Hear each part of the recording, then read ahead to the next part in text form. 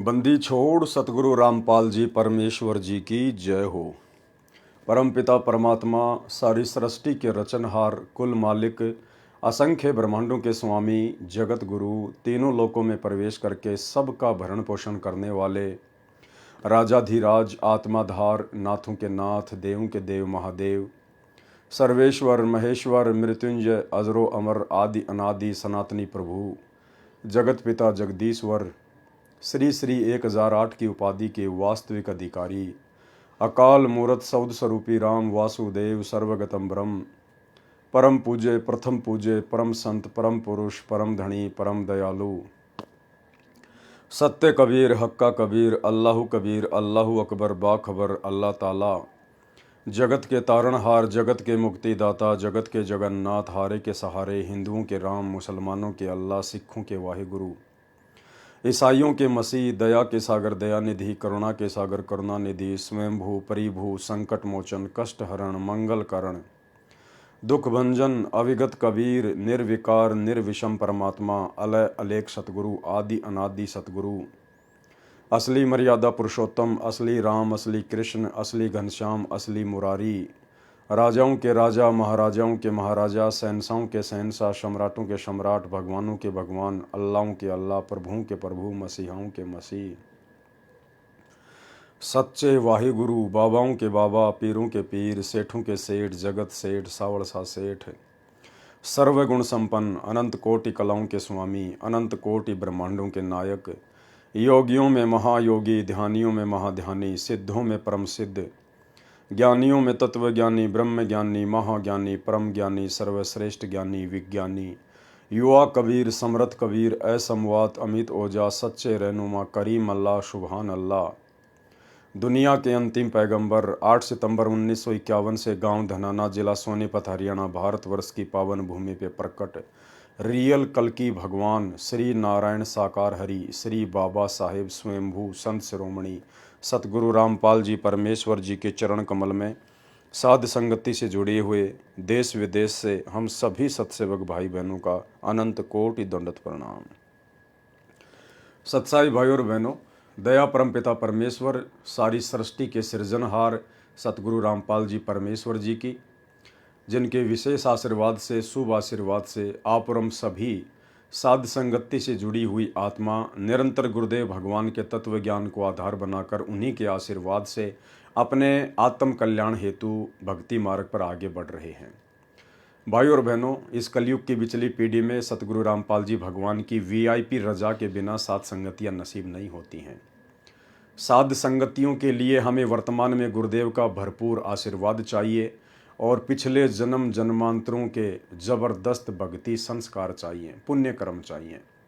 तब कहीं जाकर परमेश्वर आत्माओं को साध संगति से जोड़ते हैं, क्योंकि साध संगति ही कलयुग की बिचली पीढ़ी में सतगुरु रामपाल जी परमेश्वर जी के भक्ति मार्ग का ट्रेनिंग सेंटर होता है। साध संगति से जुड़कर ही हम गुरु को भगवान मान सकते हैं। कहने को तो सभी भगत अपने गुरु को भगवान ही कहते हैं, कबीर कबीर कहते हैं, लेकिन जुबान से कहने में और हृदय से मानने में जमीन आसमान का अंतर होता है। तो जिस प्रकार से साध संगति से जुड़कर सत्सेवक भाई बहनों ने आज ज्ञान को आधार बनाकर अपनी अंतरात्मा से अपने हृदय से अपने पूज्य गुरुदेव सतगुरु रामपाल जी परमेश्वर जी को कबीर परमात्मा के रूप में स्वीकार कर लिया है, उस आधार से उस हिसाब से 90% संगत जो सतलोक आश्रमों से जुड़ी हुई है, वो अभी तक अपने गुरुदेव को कबीर परमात्मा के रूप में स्वीकार नहीं कर पाई है। और यही कारण है कि वे तमाम आत्माएं जिनमें गुरुदेव का कलयुगी परिवार, उनके बेटा बेटी भाई बंधु रिश्तेदार कोऑर्डिनेटर सभी लोग शामिल हैं, और उन सब के पीछे लगी हुई 90% संगत अभी तक गुरुदेव का आशीर्वाद उनको पूर्णतया प्राप्त नहीं हुआ है, जिस आशीर्वाद से उनका ज्ञान योग खुल सके और उन्हें अपने गुरुदेव भगवान में कबीर भगवान दिखाई दे। और जिस दिन आत्मा को अपने गुरुदेव में परमात्मा दिखाई देने लग जाएगा, उसी दिन से वो आत्मा बाकी अन्य नकली परमात्माओं को अपने दिलो दिमाग से, अपने गले के लॉकेट से, अपने घर के दरबार से और घर की दीवारों से बाहर निकाल देगी। नकली भगवान कौन से हैं? कबीर जी की समझे जाने वाली कागज़ की दाढ़ी मूछ वाली फ़ोटो, गरीबदास जी की काल्पनिक फ़ोटो, दादा गुरु जी की फ़ोटो, पंडित चिदानंद जी की फ़ोटो, ये सभी काल्पनिक फ़ोटोएं हैं, नकली फ़ोटोएं हैं। इन फ़ोटोओं का वर्तमान में हमारे आध्यात्मिक जीवन में कोई औचित्य नहीं है।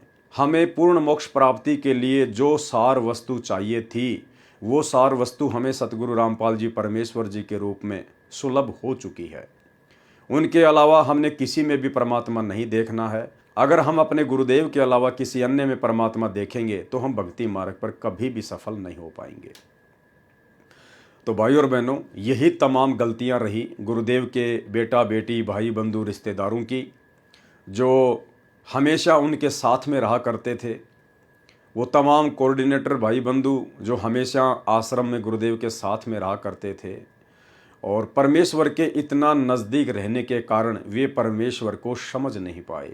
क्योंकि परमेश्वर कबीर जी जब सतगुरु रूप में धरती पर प्रकट होता है तो अपने आसपास अपने इर्द गिर्द रहने वाली आत्माओं के साथ में मित्रवत व्यवहार करता है, और ऐसा करने से वो आत्मा उन्हें एक सामान्य संत के रूप में ले लेती हैं, उन्हें हल्के में ले लेती हैं, जिस कारण से आदरणीय गरीबदास जी महाराज जी को वाणी लिखनी पड़ी हमें सावधान करने के लिए कि गुरु मानुष कर जानते वो नर कहिए अंध ओवें दुखी संसार में आ गए यम के फंदे। और सतगुरु रामपाल जी परमेश्वर जी को, जो कि स्वयं कबीर भगवान है, इनको मानुष मानने की प्रक्रिया सन 1994 से वर्तमान समय 2024 तक यानी 30 वर्ष हो चुके हैं। अभी तक उनको मानुष ही माना जा रहा है उनके आसपास रहने वाले भक्तों के द्वारा, आश्रम मैनेजमेंट के द्वारा, गुरुदेव के कलयुगी बेटा बेटी भाई बंधु रिश्तेदारों के द्वारा। और मानुष मानने के चलते उन लोगों ने वो तमाम गलतियां कर डाली अपने आध्यात्मिक जीवन में जिनकी माफ़ी उन्हें शायद ही मिले। तो भाई और बहनों, हमने उन्हीं तमाम गलतियों से शिक्षा लेकर भक्ति मार्ग पर आगे बढ़ना है। आज सृष्टि रचना के माध्यम से करोथा कांड के रहस्य को समझने की दिशा में हमारा ये तीसरे नंबर का वीडियो है। और ये वीडियो केवल इसीलिए बनाए जा रहे हैं, करोथा कांड का रहस्य नामक पुस्तक के ऊपर ये वीडियो इसीलिए बनाया जा रहा है ताकि हम अपने ही भगत भाई बहनों के द्वारा जो पूर्व में गुरु को मानुष मानकर गलतियां कर दी गई हैं, आज हम उन गलतियों से शिक्षा लें, सबक लें। आज हम इतिहास से शिक्षा लें और हम अपने आध्यात्मिक जीवन में सौपन में भी उन गलतियों को दोहराकर अपने गुरुदेव भगवान को नाराज ना करें।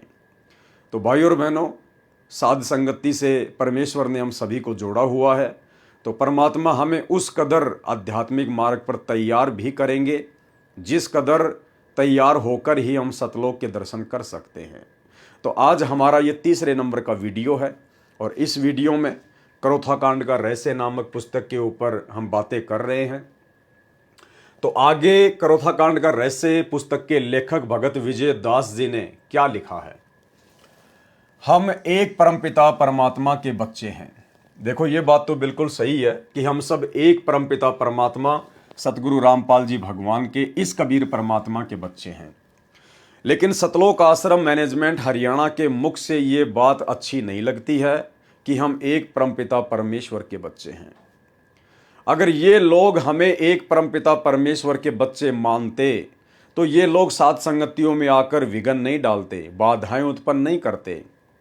उसी परमपिता परमेश्वर जी के बच्चों को जो साध संगति के माध्यम से गुरु महिमा करते हैं, गुरु को परमेश्वर मानकर उनको भोग लगाते हैं, पूरी रात उनके सत्संगों पर ज्ञान चर्चा करते हैं, भक्ति मार्ग पर दृढ़ होने की दिशा में प्रयास करते हैं, उन्हीं परमपिता परमेश्वर के बच्चों को आप लोग लठों से मारते हो, लातों से मारते हो। उन्हीं बच्चों के ऊपर आप मुकदमे करते हो, उनको जेल भिजवा देते हो। उन्हीं बच्चों को आप जी पुलिस का सहारा लेकर पुलिस से भी पिटवाते हो। तो आप लोगों के मुख से, सतलोक आश्रम मैनेजमेंट हरियाणा के मुख से ये बात अच्छी नहीं लगती कि हम सब एक परमपिता परमेश्वर जी के बच्चे हैं। हम सब एक परमपिता परमात्मा के बच्चे हैं। प्रत्येक आत्मा परमात्मा की खोज में लगी है। प्रभु महिमा का ज्ञान धर्म गुरुओं से सुना जाता है। प्रत्येक धर्म गुरुजन अपने अपने पवित्र सदग्रंथों को प्रमाण रूप में लेकर ज्ञान प्रचार करते हैं। पूर्व समय में मानव समाज शिक्षित नहीं था। केवल कुछ ही व्यक्ति संस्कृत भाषा को जानने वाले थे, जिन्हें पंडित अर्थात विद्वान कहा जाता था। पंडित जन नगर नगर गांव गांव जाकर धर्म का प्रचार करते थे तथा पवित्र वेदों तथा पवित्र पुस्तकों व पवित्र गीता जी को आधार बताकर सत्संग किया करते थे। उन विद्वानों ने जैसा भी सदग्रंथों को समझा उसी आधार से ज्ञान जनता को दिया। जिन सदग्रंथों का प्रमाण लेकर जनता को ज्ञान बांटा गया वे आज भी विद्यमान हैं। उन्हीं सदग्रंथों में लिखा ज्ञान यदि अन्य संत या विद्वान प्रचार करें तो किसी को कोई आपत्ति नहीं होनी चाहिए। लेखक लिख रहा है कि संत रामपाल जी ने भी उन्हीं विद्वानों की पुस्तकों को लेकर जनता को समझाना चाहा कि भाई स्वामी दयानंद सरस्वती जी के विचार शास्त्र सम्मत नहीं है, आध्यात्मिकता के अनुरूप नहीं है। तो संत रामपाल जी का भयंकर रूप से विरोध हुआ, करोथा कांड हुआ। तो लेखक कह रहा है उन्हीं सदग्रंथों में लिखा ज्ञान यदि अन्य संत या विद्वान प्रचार करें तो किसी को कोई आपत्ति नहीं होनी चाहिए। कौन लिख रहा है? भगत विजय दास, करोथा आश्रम मैनेजमेंट का व्यक्ति। भाई आप लोगों के विचारों में और आप लोगों की जो करनी है उसमें रात दिन का अंतर है, रात दिन का अंतर। और यही कारण है आगे चलकर इस पुस्तक का लेखक ये भगत विजय दास पूरी तरह से मेंटल हो गया, पागल हो गया और ये मेंटल हॉस्पिटल से भी भाग गया था। काफी दिनों बाद में ढूंढने पर इसका पता चला। आगे आपको दूसरी पुस्तक भ्रष्ट जज कुमारग में इसके विषय में बताएंगे। तो इन लोगों के विचारों में और इनकी करनी में रात दिन का अंतर है। यहां तो ये व्यक्ति लिख रहा है कि उन्हीं सदग्रंथों में लिखा ज्ञान यदि अन्य संत या विद्वान प्रचार करें तो किसी को कोई आपत्ति नहीं होनी चाहिए। तो आप लोगों को साध संगतियों से आपत्ति क्यों हुई भाई? हम भी तो सतगुरु रामपाल जी परमेश्वर जी के सत्संगों को आधार बनाकर, उन्हीं के ज्ञान को आधार बनाकर अपने आप को भक्ति मार्ग पर दृढ़ करने के लिए साध संगतियां रखवाते हैं।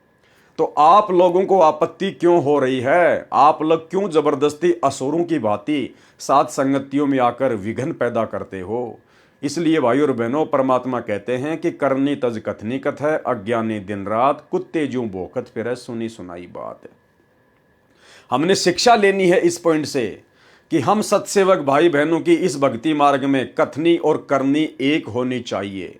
जैसा व्यवहार हम अपने साथ में चाहते हैं वैसा ही व्यवहार हमने दूसरों के साथ भी करना चाहिए। जबकि ये आदत सतलोक आश्रम मैनेजमेंट हरियाणा में नहीं है, गुरुदेव के बेटा बेटी भाई बंधु रिश्तेदारों में नहीं है। वर्तमान में सब सदग्रंथों का हिंदी अनुवाद उपलब्ध है। यदि शंका हो तो उन सदग्रंथों से तुलना की जा सकती है।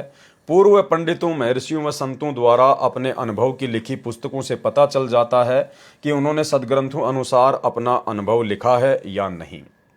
वर्तमान में कोई संत विद्वान सदग्रंथों को बताकर ज्ञान प्रचार करता है तथा उसका ज्ञान पूर्व वाले महर्षियों व पंडितों तथा संतों के विचारों से भिन्न है तो सत्य या असत्य का निर्णय सदग्रंथ से ही करना चाहिए। भाई यही तो हम कर रहे थे। हम सत्सेवक भाई बहन साध संगतियों के माध्यम से यही तो कर रहे थे।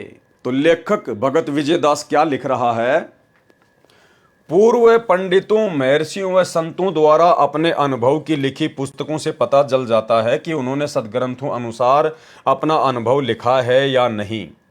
वर्तमान में कोई संत विद्वान सदग्रंथों को बताकर ज्ञान प्रचार करता है तथा उसका ज्ञान पहले वाले महर्षियों व पंडितों तथा संतों के विचारों से भिन्न है तो सत्य या असत्य का निर्णय सदग्रंथों से ही करना चाहिए, न कि लड़ाई झगड़ा करके, ना कि लड़ाई झगड़ा करके। अरे तो हम सत्सेवकों ने यही तो किया था। हमने इस बेचारी नादान भोली भाली संगत को तुम सतलोक आश्रम मैनेजमेंट हरियाणा वालों के द्वारा सतगुरु रामपाल जी परमात्मा जी के सत्संगों के विरुद्ध जो घटिया कुकर्म किए गए हैं, हम केवल उन्हीं की तो जानकारी दे रहे थे कि भाई आज से पहले हमारे गुरुदेव भगवान तो हमें सत्संगों के माध्यम से क्या शिक्षा दे के गए हैं, क्या उपदेश देकर गए हैं। गुरुदेव ने तो हमें शिक्षा दी कि बेटा हमें राजनीति से दूर रहना चाहिए, भगत को अगर भक्ति करनी है तो राजनीति से दूर रहना चाहिए। और तुम लोगों ने सतलोक आश्रम मैनेजमेंट हरियाणा वालों ने उन्हीं सत्संगों के विरुद्ध भगत समाज से राजनीति करवा दी। 2019 में कांग्रेस को वोट डलवाए, समर्थन करवाया। 2024 में बीजेपी को वोट डलवाए, समर्थन करवाया। तो यही तो सारी बातें हम भगत समाज को बता रहे हैं, संगत को बता रहे हैं कि भाई आप स्वयं निर्णय करो कि सतलोक आश्रम मैनेजमेंट हरियाणा आपको भक्ति मार्ग में आगे बढ़ा रहा है या गुरुजी के सत्संगों के विरुद्ध कर्म करवाकर काल की गोद में बैठा रहा है। आप लोगों ने धनाना में स्टेडियम बना दिया 50 लाख रुपए का, जो परमात्मा के विधान के विपरीत है। आप लोग धनाना आश्रम में 3 एकड़ जमीन में हॉस्पिटल का काम शुरू कर दिए हैं, जो कि परमात्मा के विधान के खिलाफ है।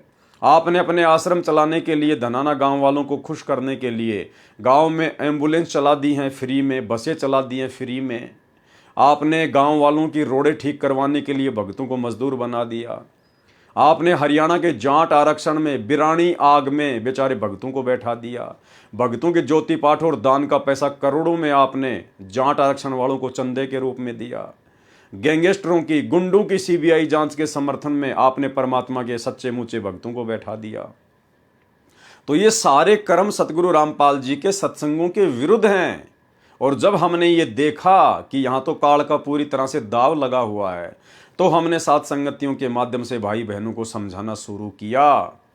हम तो शांति प्रिय तरीके से समझा रहे थे, वर्तमान में भी समझा रहे हैं और आगे भी समझाते रहेंगे। लेकिन आप लोगों ने कौन सा भगत का लक्षण दिखाया? आप लोगों ने तो केवल अपने स्वार्थ में अंधे होकर हमारे साथ में मारपीट की, गाली गलौज की, लड़ाई झगड़े किए, मुकदमेबाजियां की। तो भाई आप लिख क्या रहे हो और वर्तमान में स्वयं आप क्या कर रहे हो? तो आपकी तो करनी और कथने में अंतर है। तो दुनिया कहां से समझेगी आपकी बातों को? आपके शब्दों में वो सच्चाई नहीं है, आपके शब्दों में वचन नहीं है, क्योंकि आपका खुद का दोगला आचरण है। इसलिए दुनिया को जो आप उपदेश दे रहे हो ये पुस्तक लिख के, तो दुनिया आपकी बातों पर कैसे यकीन करेगी? आपके शब्दों का जो है असर ही नहीं होगा। वर्तमान में कोई संत विद्वान सदग्रंथों को बताकर ज्ञान प्रचार करता है तथा उसका ज्ञान पूर्व वाले महर्षियों व पंडितों तथा संतों के विचारों से भिन्न है, तो सत्य या असत्य का निर्णय सदग्रंथों से ही करना चाहिए, न कि लड़ाई झगड़ा करके। लड़ाई झगड़ा आदि उपद्रव वे लोग करते हैं या करवाते हैं। लड़ाई झगड़ा आदि उपद्रव वे लोग करते या करवाते हैं जिनको ये पता लग जाता है कि तुम्हारा ज्ञान शास्त्रों के विरुद्ध है।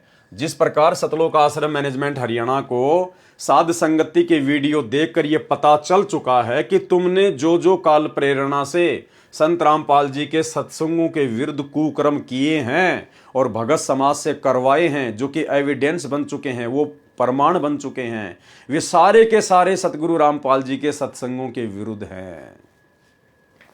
लड़ाई झगड़ा आदि उपद्रव वे लोग करते या करवाते हैं जिनको ये पता चल जाता है कि तुम्हारा ज्ञान शास्त्रों के विरुद्ध है, संत रामपाल जी के सत्संगों के विरुद्ध। सतलोक आश्रम मैनेजमेंट हरियाणा के ये तमाम कुकर्म हैं। यदि अनुयायियों को पता चल गया, यदि संगत को पता चल गया साथ संगतियों के माध्यम से, तो तुम्हारे पास उत्तर नहीं है। सतलोक आश्रम मैनेजमेंट हरियाणा के पास में कोई जवाब नहीं है, क्योंकि टोटल गुरुजी की मर्यादाओं के विरुद्ध कार्य ये लोग कर रहे हैं। अनुयायी उनको छोड़कर पूर्ण संत के पास चले जाएंगे।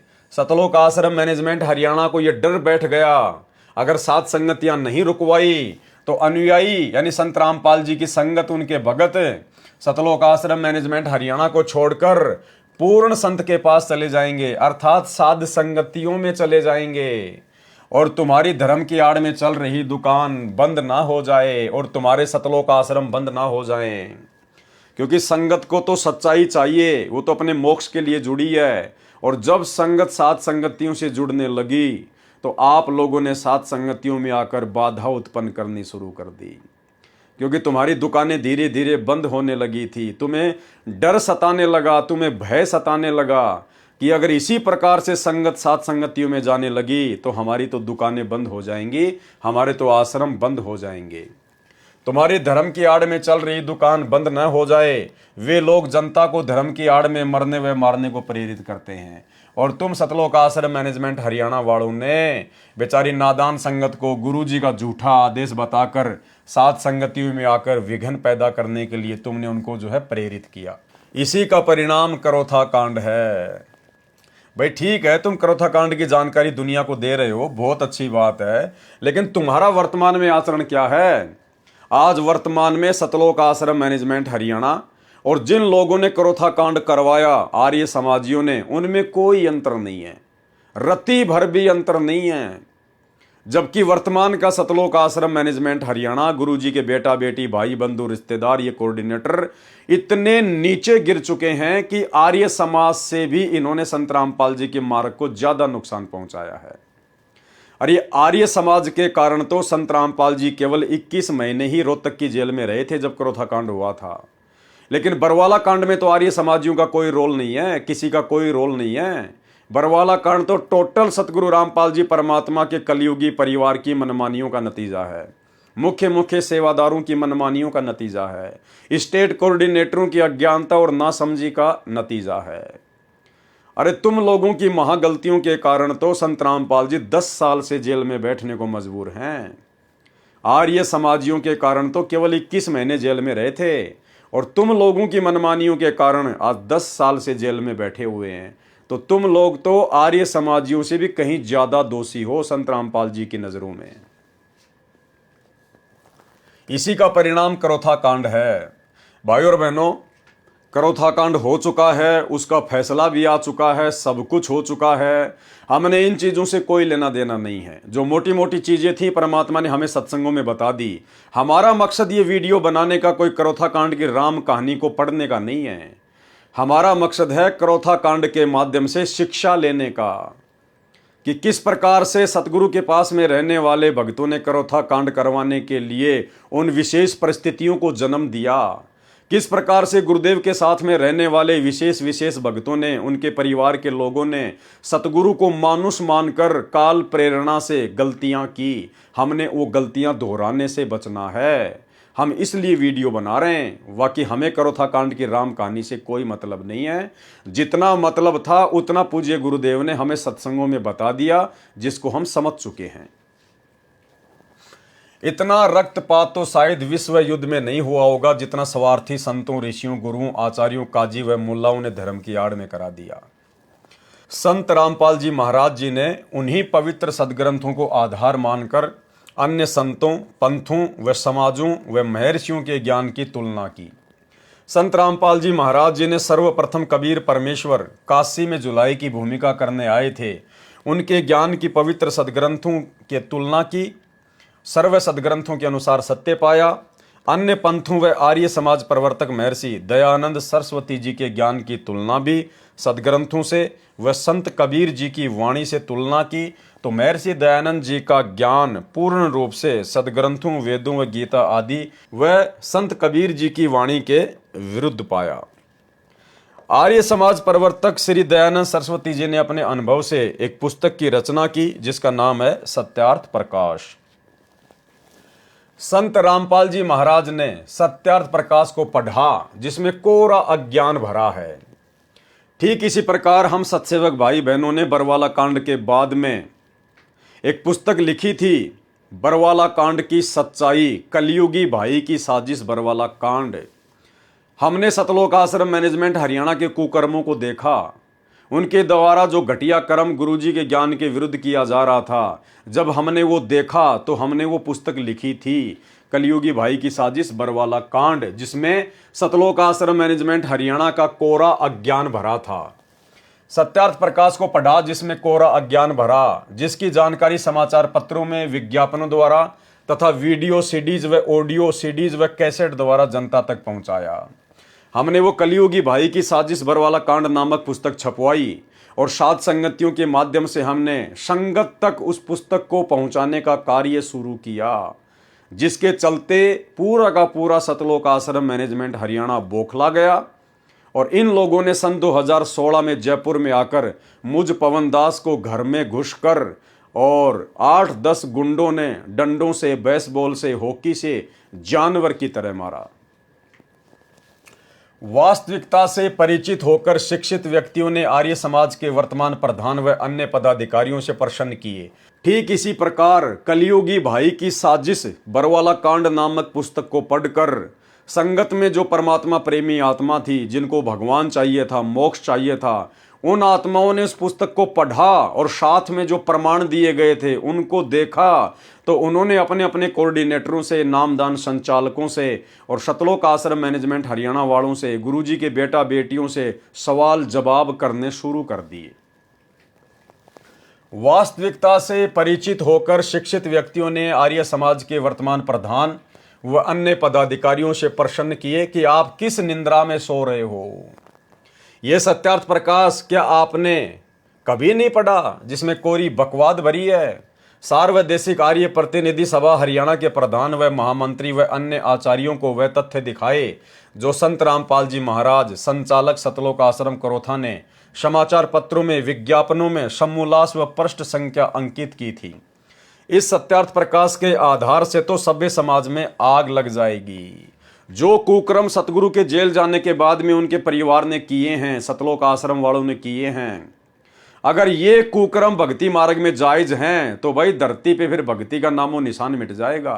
कोई भी सतगुरु रामपाल जी परमात्मा की भक्ति पे यकीन नहीं करेगा, क्योंकि जो कुक्रम संगत से करवाए गए हैं उनके नाम की आड़ में, अरे उन्हीं कुक्रमों को छोड़कर तो हम लोग भक्ति मार्ग में आए हैं। और भक्ति मार्ग में भी यदि हमारे से गुरु जी का नाम लेकर वही कुक्रम करवाए जाएंगे, गंदी राजनीतियां, दुनिया वालों के साथ में यारी दोस्ती करना सिखाना, गुंडों की सीबीआई जांच करवाना, आरक्षण के लिए धरनों पर बैठाना, बड़े बड़े स्टेडियम बना देना, हॉस्पिटल का काम शुरू कर देना, अरे यही सारे कुकर्म तो हम सब छोड़ के आए थे।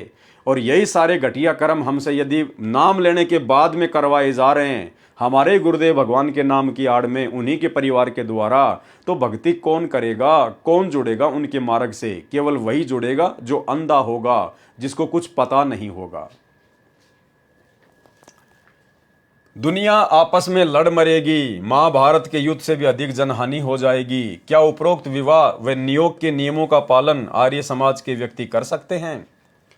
यानी सत्यार्थ प्रकाश में कुछ बहुत सारी बेहुदा बातें लिखी हुई थी, उनके ऊपर दास पहले वीडियो बना चुका है, जिसमें नियोग के विषय में, यानी आर्य समाज से जुड़ी हुई एक औरत 11 गैर पुरुषों के साथ में शारीरिक संबंध बनाकर बच्चे पैदा कर सकती है विधवा होने के बाद, या उसका पति यदि विदेश चला जाए और 3 साल तक नहीं आता है तो वो समाज के गैर पुरुषों के साथ में नियोग करके अवैध शारीरिक संबंध बना के 11 पुरुषों तक वो बच्चे पैदा कर सकती है। ऐसी ऐसी घटिया बातें सत्यार्थ प्रकाश में लिखी हुई थी, जिनका खंडन सतगुरु रामपाल जी परमेश्वर जी ने समाचार पत्रों में लेख छपवा कर किया, जिस कारण उनका विरोध हुआ।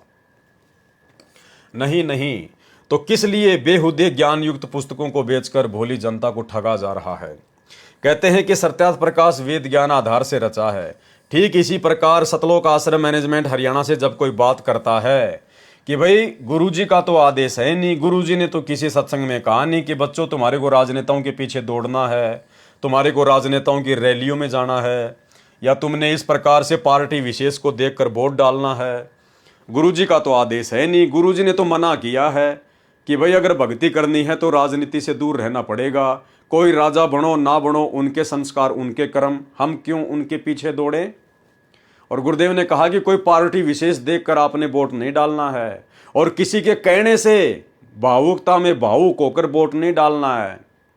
वोट देना है तो योग्य कैंडिडेट देखकर वोट दीजिए। अब योग्य उम्मीदवार तो वर्तमान में है ही नहीं भाई, कोई किसी को कह ही नहीं सकते हम। योग्य उम्मीदवार वर्तमान में राजनीति में कोई है नहीं जिसके ऊपर हम विश्वास कर सकें। तो गुरुदेव ने कहा कि अगर वोट देना है तो योग्य उम्मीदवार को देखकर दीजिए, अन्यथा उसके द्वारा किए गए कुकर्मों का उसी रेशियो में आपको भी पाप लगेगा। तो हम क्यों ऐसी आफत मोल लें? जब वर्तमान में राजनीति में कोई योग्य उम्मीदवार है नहीं तो उनको वोट डालकर फिर जीतने के बाद वो जितने भी दारू के ठेके खुलवाएगा, नशे की दुकानें खुलवाएगा, उल्टे कुकर्म करेगा, लोग मरवाएगा, तो हम क्यों पाप के भागी बने उसको जिताकर?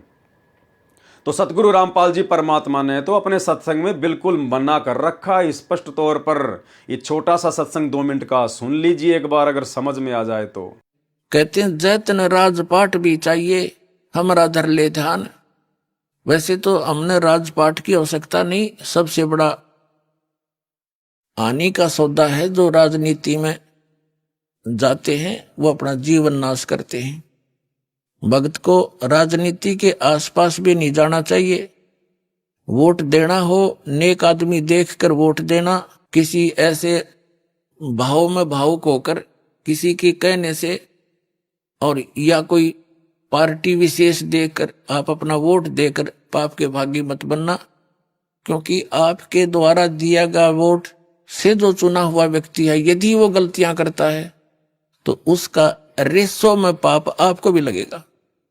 तो ये ध्यान रखना है, अपने वोट का सदुपयोग करना है, करो कितना, क्योंकि राजा तो एक चुनना ही पड़ेगा व्यवस्था बनाए रखने के लिए, इतनी सी बात। लेकिन स्वयं उस व्यवस्था में सड़ना नहीं, आपने परमात्मा पाना है, यहां से मन हटाना है। और यहाँ के राजाओं की क्या स्थिति है, हम इतिहास पढ़ा करते हैं। मोहम्मद गौरी ने इतनी बार चढ़ाई करी, 16 बार चढ़ाई करी, फिर विजयी हुआ, विजयी होकर के कला तोड़ दिया, इतने तो मानस आदमी मरवा दिए, और 5-7 वर्ष से राज्य करा, फिर मृत्यु को प्राप्त हो गया, गधा अपने अंडा। वही क्या था मोहम्मद गौरी। तो हम इन बकवादों को याद करके उन इतिहासों को अब दोहराएंगे। अब कोई राजा है, मंत्री है, मुख्यमंत्री है, 10-5 वर्ष मुख्यमंत्री रह भी गया तो के कला टूट गया, कल न कुत्ता बन गया, सैर सपट्टे यही करता फिरेगा। तो हमने इस बीमारी को याद रखना है, या लगन नहीं देनी अपने, यो रोग से दीर्घ।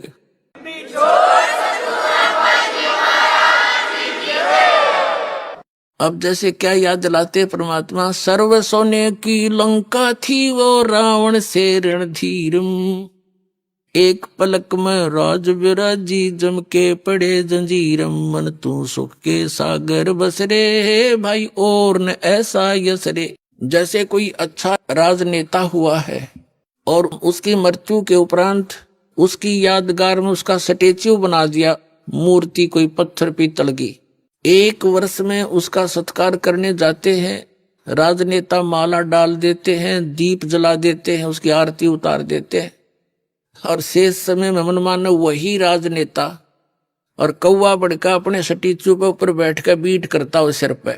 बता के जस हुआ क्या, ये हुई है। इस झूठे लोक में यदि आपने सफलता पानी है, यहाँ की मर्यादाओं की तरफ झांकना नहीं है, वही हमें हानि करती है। हम यहाँ के ठाठ पाठ देखकर हम भी बह जाते हैं। तो परमात्मा कहते, झूठे सुख को सुख कहे ये मान रहा मनमोद, ये सकल चबीना काल का, कुछ मुख में कुछ गोद। तो ये सब काल का आहार है, काल व्यवस्था है। काल व्यवस्था से ऊपर उठेंगे तभी हम परमात्मा पाएंगे।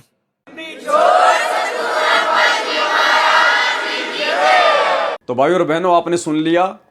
अब इसलिए हमने जनता को सावधान करना शुरू किया, संगत को समझाना शुरू किया कि गुरुजी तो राजनीति के विषय में हमें क्या उपदेश दे रहे हैं, और गुरुजी का परिवार और उसी गुरु के नाम की आड़ में कि गुरुजी का हिसार जेल से आदेश है। 2019 में उनके बेटा बेटी भाई बंधु रिश्तेदारों ने, कोऑर्डिनेटरों ने कांग्रेस सरकार का जबरदस्त तरीके से समर्थन करवाया, भगतों से कांग्रेस सरकार को वोट डलवाए, भगतों को कह कह के उनके रिश्तेदारों से भी वोट डलवाए, और यहां तक उन्होंने पीले पर्चे निकाल दिए आश्रम मैनेजमेंट वालों ने। अगर कोई वोट नहीं डालेगा तो उसको गुरुद्रोही घोषित कर दिया जाएगा।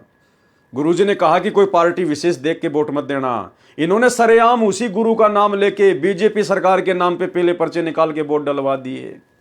तो भाई और बहनों, टोटल गुरुजी के विधान के विपरीत इन्होंने कुकर्म करवाए, जिनका हम सत्सेवकों ने पुस्तकें लिख लिख कर और वीडियो बना बनाकर साध संगति के माध्यम से खंडन किया। और ये लोग कहते थे कि ये सारे आदेश गुरुजी के हैं, ये सारे आदेश गुरुजी के हैं, ये सारे आदेश गुरुजी के आ रहे हैं। अरे गुरुजी के आदेश कहां से आ जाएंगे भाई? गुरुदेव ने हमें जो आदेश देना था हमें अपने सत्संगों में दे दिए। जब तक गुरुजी हमारे सामने प्रत्यक्ष प्रकट नहीं होंगे तब तक हम उनके सत्संग रूपी आदेश ही फॉलो करेंगे। यही परीक्षा है और यही एक नेक भगत के लक्षण हैं। वो किसी अन्य की बात पे विश्वास नहीं करेगा। जब उसके गुरु ने उसको फाइनल भक्ति का विधान दे दिया, सत्संग दे दिए, क्योंकि गुरुदेव के सत्संग भक्ति का फाइनल विधान है, संविधान है। जब कल को गुरुदेव भगवान भी पृथ्वी पर नहीं रहेंगे तो भी उनके सत्संग रहेंगे। तो सत्संगों में जो गुरुदेव ने कह दिया वो अटल है, वो फाइनल है। जिस कारण से हमने इन लोगों की मनमानियों को संगत के सामने उजागर करना शुरू किया, तो सतलोक आश्रम मैनेजमेंट हरियाणा को लगा कि हमारा धार्मिक धंधा बंद हो जाएगा, संगत आश्रमों में आना छोड़कर साथ संगतियों से जुड़ जाएगी। तो इन लोगों ने फिर काल प्रेरणा से असुर स्वभाव धारण कर लिया, राक्षस स्वभाव धारण कर लिया और हमारे धार्मिक अनुष्ठानों में, साध संगतियों में विघ्न डालना शुरू कर दिया। कहते हैं कि सत्यार्थ प्रकाश का ज्ञान वेद आधार से रचा है, परंतु पूरा विवरण वेद ज्ञान विरुद्ध है। इसी प्रकार सतलोक आश्रम मैनेजमेंट हरियाणा के सारे कर्म सतगुरु रामपाल जी के विधान के विपरीत हैं, सत्संगों के विपरीत है। प्रिय पाठकगण, आगे पढ़े इसी पुस्तक में आश्चर्यजनक त्रुटियां जो सत्यार्थ प्रकाश में विद्यमान है। ऐसी सच्चाई का आर्य समाज के मुखियाओं के पास उत्तर नहीं था। आज जब हम आश्रम वालों से सवाल जवाब करते हैं तो इनके पास में कोई जवाब नहीं होता, सिवाय इस बात के, कोई भी व्यक्ति अगर इनसे सवाल करता है ज्ञान आधार से तो ये लोग झट से एक ही जवाब देते हैं कि लगता है तुम पवन दास के संपर्क में आ गए, लगता है तू गुरुद्रोहियों के संपर्क में है, क्योंकि जवाब इनके पास में नहीं है, आश्रम वालों के पास में जवाब नहीं है। इसलिए सीधा ये कह देते हैं कि लगता है तुम गुरुद्रोहियों के संपर्क में आ गए। नाच न जाने आंगन टेढ़ा, जिसको नाचना नहीं आता वो फिर यही बहाना बनाता है कि भई आंगन टेढ़ा मेढ़ा है, कहीं मेरे पैर में चोट ना लग जाए। ऐसी सच्चाई का आर्य समाज के मुखियाओं के पास उत्तर नहीं था। उन्होंने अपने अनुयायियों को संत रामपाल जी के विरुद्ध अन्य आरोप लगाकर भड़काया। ठीक इसी प्रकार सतलोक आश्रम मैनेजमेंट हरियाणा ने जब उनके पास में कोई जवाब नहीं था तो उन्होंने मुझ पवन दास के खिलाफ संगत को भड़काना शुरू कर दिया कि वो गुरुजी की जमानत के नाम पर, आश्रम खोलने के नाम पर भक्तों से पैसे हड़प रहा है। गुरुजी का आदेश है, अगर किसी ने उसका वीडियो देख लिया तो उसका नाम खंड हो जाएगा। पता नहीं तरह तरह के लांछन मुझ पवन दास के ऊपर लगाए गए, जिस प्रकार आर्य समाजियों के द्वारा पूज्य गुरुदेव जी के ऊपर लगाए गए। उन्होंने अपने अनुयायियों को संत रामपाल जी के विरुद्ध अन्य आरोप लगाकर भड़काया तथा संत रामपाल को जान से मारने के अतिरिक्त कोई विकल्प नहीं सूझा, जिस कारण से करोथा कांड किया और करवाया। और ठीक इसी प्रकार अंत में सतलोक आश्रम मैनेजमेंट हरियाणा ने भी जब कोई चारा इनके पास में नहीं बचा कि तुम्हारे अज्ञान और पाखंड की पोल खुलती जा रही है, तो अंत में इन्होंने मेरे ऊपर 420 का झूठा मुकदमा बनवाकर हिसार की जेल में डलवा दिया। करोथा कांड का कारण, भाई और बहनों, ये वही 9 नंबर का पेज है जो मैंने आपको 2 नंबर के पार्ट में शुरू में दिखाया था कि करोथा कांड का मुख्य कारण क्या था। करोथा कांड का मुख्य कारण था जब गुरुजी महाराष्ट्र के पूना शहर में सत्संग करने के लिए गए हुए थे महीने भर के लिए, तो पीछे से गुरुजी के भाई ने और सतलोक आश्रम करोथा के जो मुख्य सेवादार थे, उन्होंने बिना अपने गुरुजी की सलाह के, बिना अपने गुरुजी से विचार विमर्श किए, बिना गुरुजी की आज्ञा के, काल प्रेरणा से एक भगत से 1 एकड़ जमीन दान में ले ली और आगे चलकर उसी जमीन के ऊपर मुकदमा हुआ और उसी मुकदमे के माध्यम से आर्य समाजियों को सतलोक आश्रम करोथा के ऊपर आक्रमण करने का मौका मिला। यानी गुरु को मानुष मानकर उन मुख्य सेवादारों ने जो मनमाना आचरण किया काल प्रेरणा से, उसी का नतीजा ये करोथा कांड था। भाई और बहनों, एक बार फिर से हम इसको मोटा मोटा पढ़ेंगे। सतलोक आश्रम करोथा के संस्थापक सतगुरु रामपाल जी का जन्म 8 सितंबर 1951 में गांव धनाना, जिला सोनीपत, हरियाणा राज्य के एक किसान परिवार में हुआ। इनके पिता का नाम श्री नंदलाल जी है। संत रामपाल जी गृहस्थी हैं। इनके 2 लड़के तथा 2 लड़कियां संतान रूप में है। संत रामपाल जी महाराज अपनी पढ़ाई पूरी करने के पश्चात हरियाणा सरकार के सिंचाई विभाग में कनिष्ठ अभियंता जेई के पद पर तैनात हुए। संत रामपाल जी की बचपन से ही भगवत भक्ति में रुचि रही है। 1988 में संत रामपाल जी अपने कबीरपंथी गुरु स्वामी रामदेवानंद जी के संपर्क में आए और उनसे नाम उपदेश लिया। स्वामी रामदेवानंद जी ने संत रामपाल जी को कबीर साहिब के मार्ग का पूर्ण ज्ञान करवाकर उनको आगे नाम उपदेश देने का आदेश दिया, जबकि ऐसा कुछ भी नहीं है। भाई और बहनों, स्वामी रामदेवानंद जी के पास में वो भक्ति मार्ग का पूर्ण ज्ञान नहीं था जो ज्ञान सतगुरु रामपाल जी परमात्मा के पास में हो सकता है, क्योंकि सतगुरु रामपाल जी स्वयं कबीर परमात्मा है। उनसे बढ़कर सृष्टि में किसी को भी पूर्ण ज्ञान नहीं है, कोई भी परम ज्ञानी नहीं है, पूर्ण संत नहीं है। ये तो केवल संत रामपाल जी ने एक लीला की 12वें पंथ में प्रवेश करके अपने विधान अनुसार कि 12वें पंथ हम ही जावें और सब पंथों को मिलाकर एक पंथ चलावें। तो 17 फरवरी 1988 को सतगुरु रामपाल जी परमेश्वर जी ने ठीक उसी प्रकार लीला की जैसी लीला उन्होंने 650 साल पहले बनारस के काशी में पंडित रामानंद जी को अपना मुंह बोला गुरु बना के की। तो 17 फरवरी 1988 को सतगुरु रामपाल जी परमात्मा ने अर्थात उसी कबीर भगवान ने आदरणीय राम देवानंद जी को लोक दिखावे में और गुरु शिष्य परंपरा को बनाए रखने के लिए अपना मुंह बोला गुरु बनाया। असल में स्वामी राम देवानंद जी पूर्ण संत नहीं थे, उनको कबीर परमेश्वर जी के मार्ग का पूर्ण ज्ञान नहीं था। सतगुरु रामपाल जी स्वयं कबीर परमात्मा हैं। इनको 8 सितंबर 1951 में धरती पर प्रकट होकर फिर सन 1994 से अपने यथार्थ 13वें कबीर पंथ की शुरुआत करनी थी। उसके लिए इन्होंने 12वें पंथ में प्रवेश करना था और 12वें पंथ में इन्होंने लीला अनुसार अपने विधान अनुसार 17 फरवरी 1988 को आदरणीय राम देवानंद जी को अपना मुंह बोला गुरु बनाकर 12वें पंथ में इन्होंने प्रवेश किया और फिर आगे चलकर इन्होंने 13वें पंथ का सन 1994 में संचालन किया, शुरुआत की। स्वामी राम देवानंद जी ने संत रामपाल जी को कबीर साहिब के मार्ग का पूर्ण ज्ञान करवाकर उनको आगे नाम उपदेश देने का आदेश दिया। ये लेखक इस प्रकार की बातें क्यों लिख रहा है? क्योंकि लेखक संत रामपाल जी को कबीर नहीं मानता। सतलोक आश्रम मैनेजमेंट हरियाणा आज भी सतगुरु रामपाल जी को पूर्ण परमात्मा नहीं मानता, पूर्ण संत नहीं मानता है, केवल मानुष मानता है। और गुरु को मानुष मानने वाला व्यक्ति गलती करता ही करता है। इसीलिए गरीबदास जी ने कहा है कि गुरु मानुष कर जानते वो नर कहिए अंध, ओवें दुखी संसार में आ गए यम के फंद। तो आज हमें ये सारी बातें ठीक ठीक समझ में आएंगी। उन भाई बहनों को जो साध संगतियों से जुड़ चुके हैं, जिनको अपने गुरुजी में परमात्मा नजर आता है, उन्हीं को ये बातें समझ में आएंगी कि असल में लीला क्या है। अपने आप को यानी संत रामपाल जी ने अपने आप को भक्ति में पूरी तरह लिप्त करने के लिए संत रामपाल जी ने सरकारी नौकरी से त्याग पत्र दे दिया। ऐसा नहीं है भाई और बहनों, दास ने आपको पहले भी बताया था।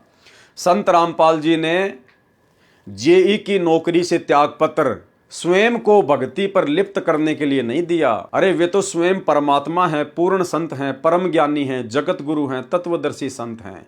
वो तो केवल भक्ति करने की एक्टिंग कर रहे हैं, लीला कर रहे हैं।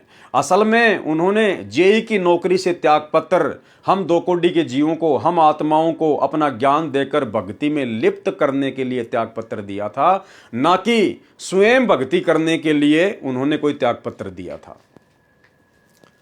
अपने आप को भक्ति में पूरी तरह लिप्त करने के लिए संत रामपाल जी ने सरकारी नौकरी से त्यागपत्र दे दिया।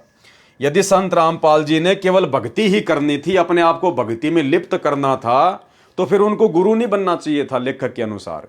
क्योंकि उन्होंने तो नौकरी से त्यागपत्र इसलिए दिया था कि मैं भक्ति ज्यादा से ज्यादा कर सकूं, अपने आप को भक्ति में लिप्त कर सकूं। तो भाई जिस आदमी की ये सोच है कि मैं अपने आप को भक्ति में लिप्त कर सकूं, तो फिर गुरु बनकर वो अपना समय क्यों बर्बाद करेगा?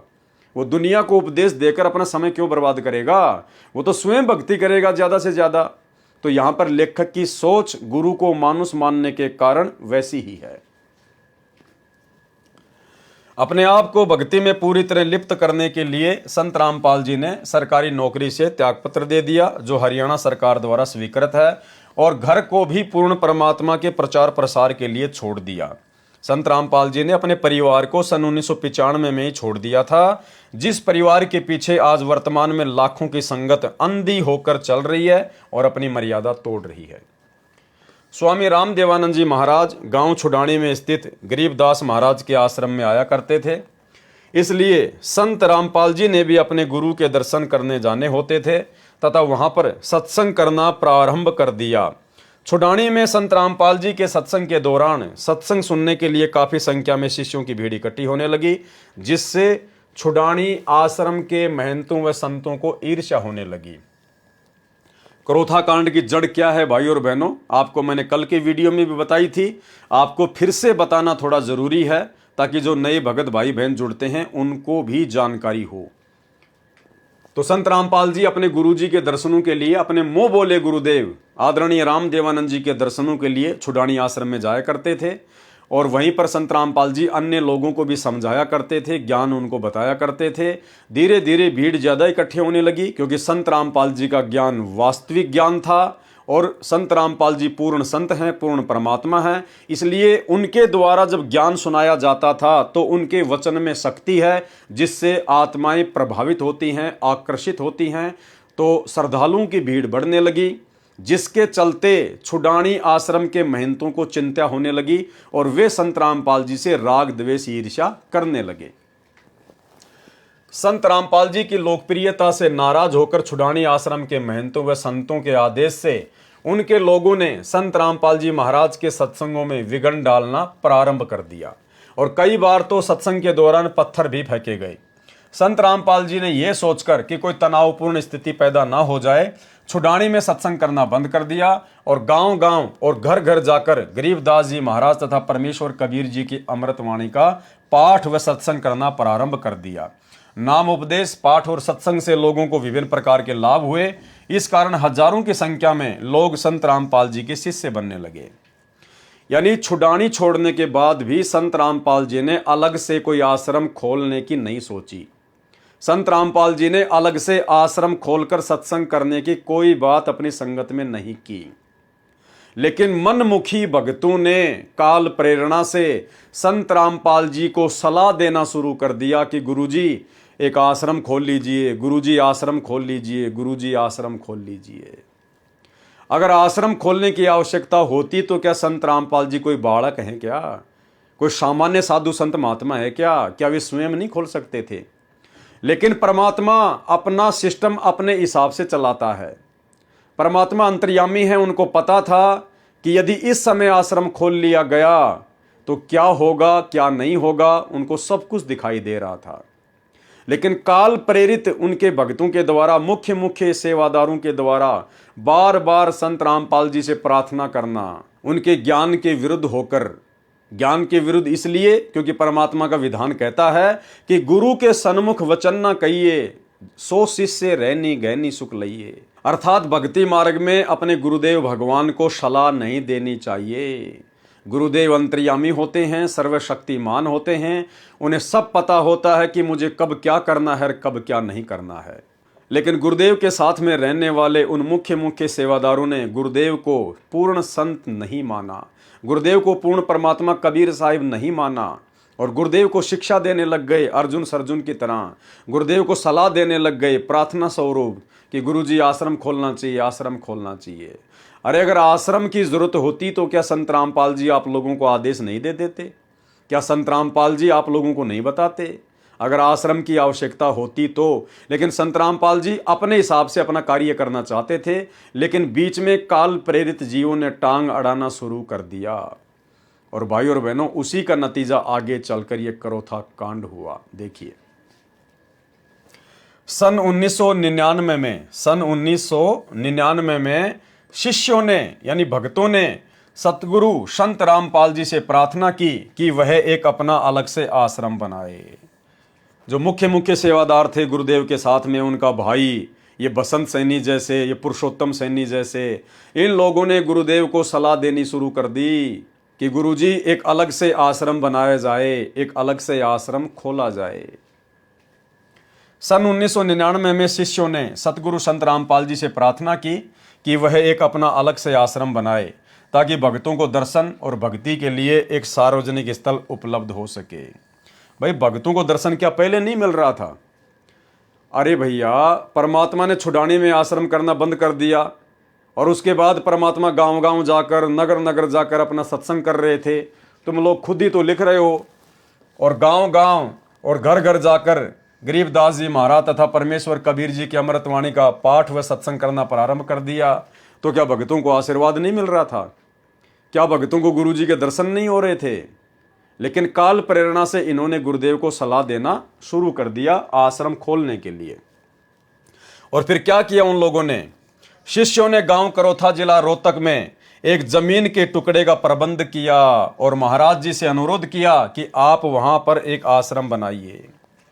खुद ही मनमुखी रूप से, खुद ही विचार विमर्श करके, सलाह करके, मनमुखी होकर उन मुख्य मुख्य सेवादारों ने, सतलोक आश्रम के मैनेजमेंट ने गांव करोथा में, जहां पर करोथा आश्रम बना हुआ है, उस जमीन का प्रबंध किया और फिर गुरुदेव से कहा कि अब आप वहां पर आश्रम खोलिए।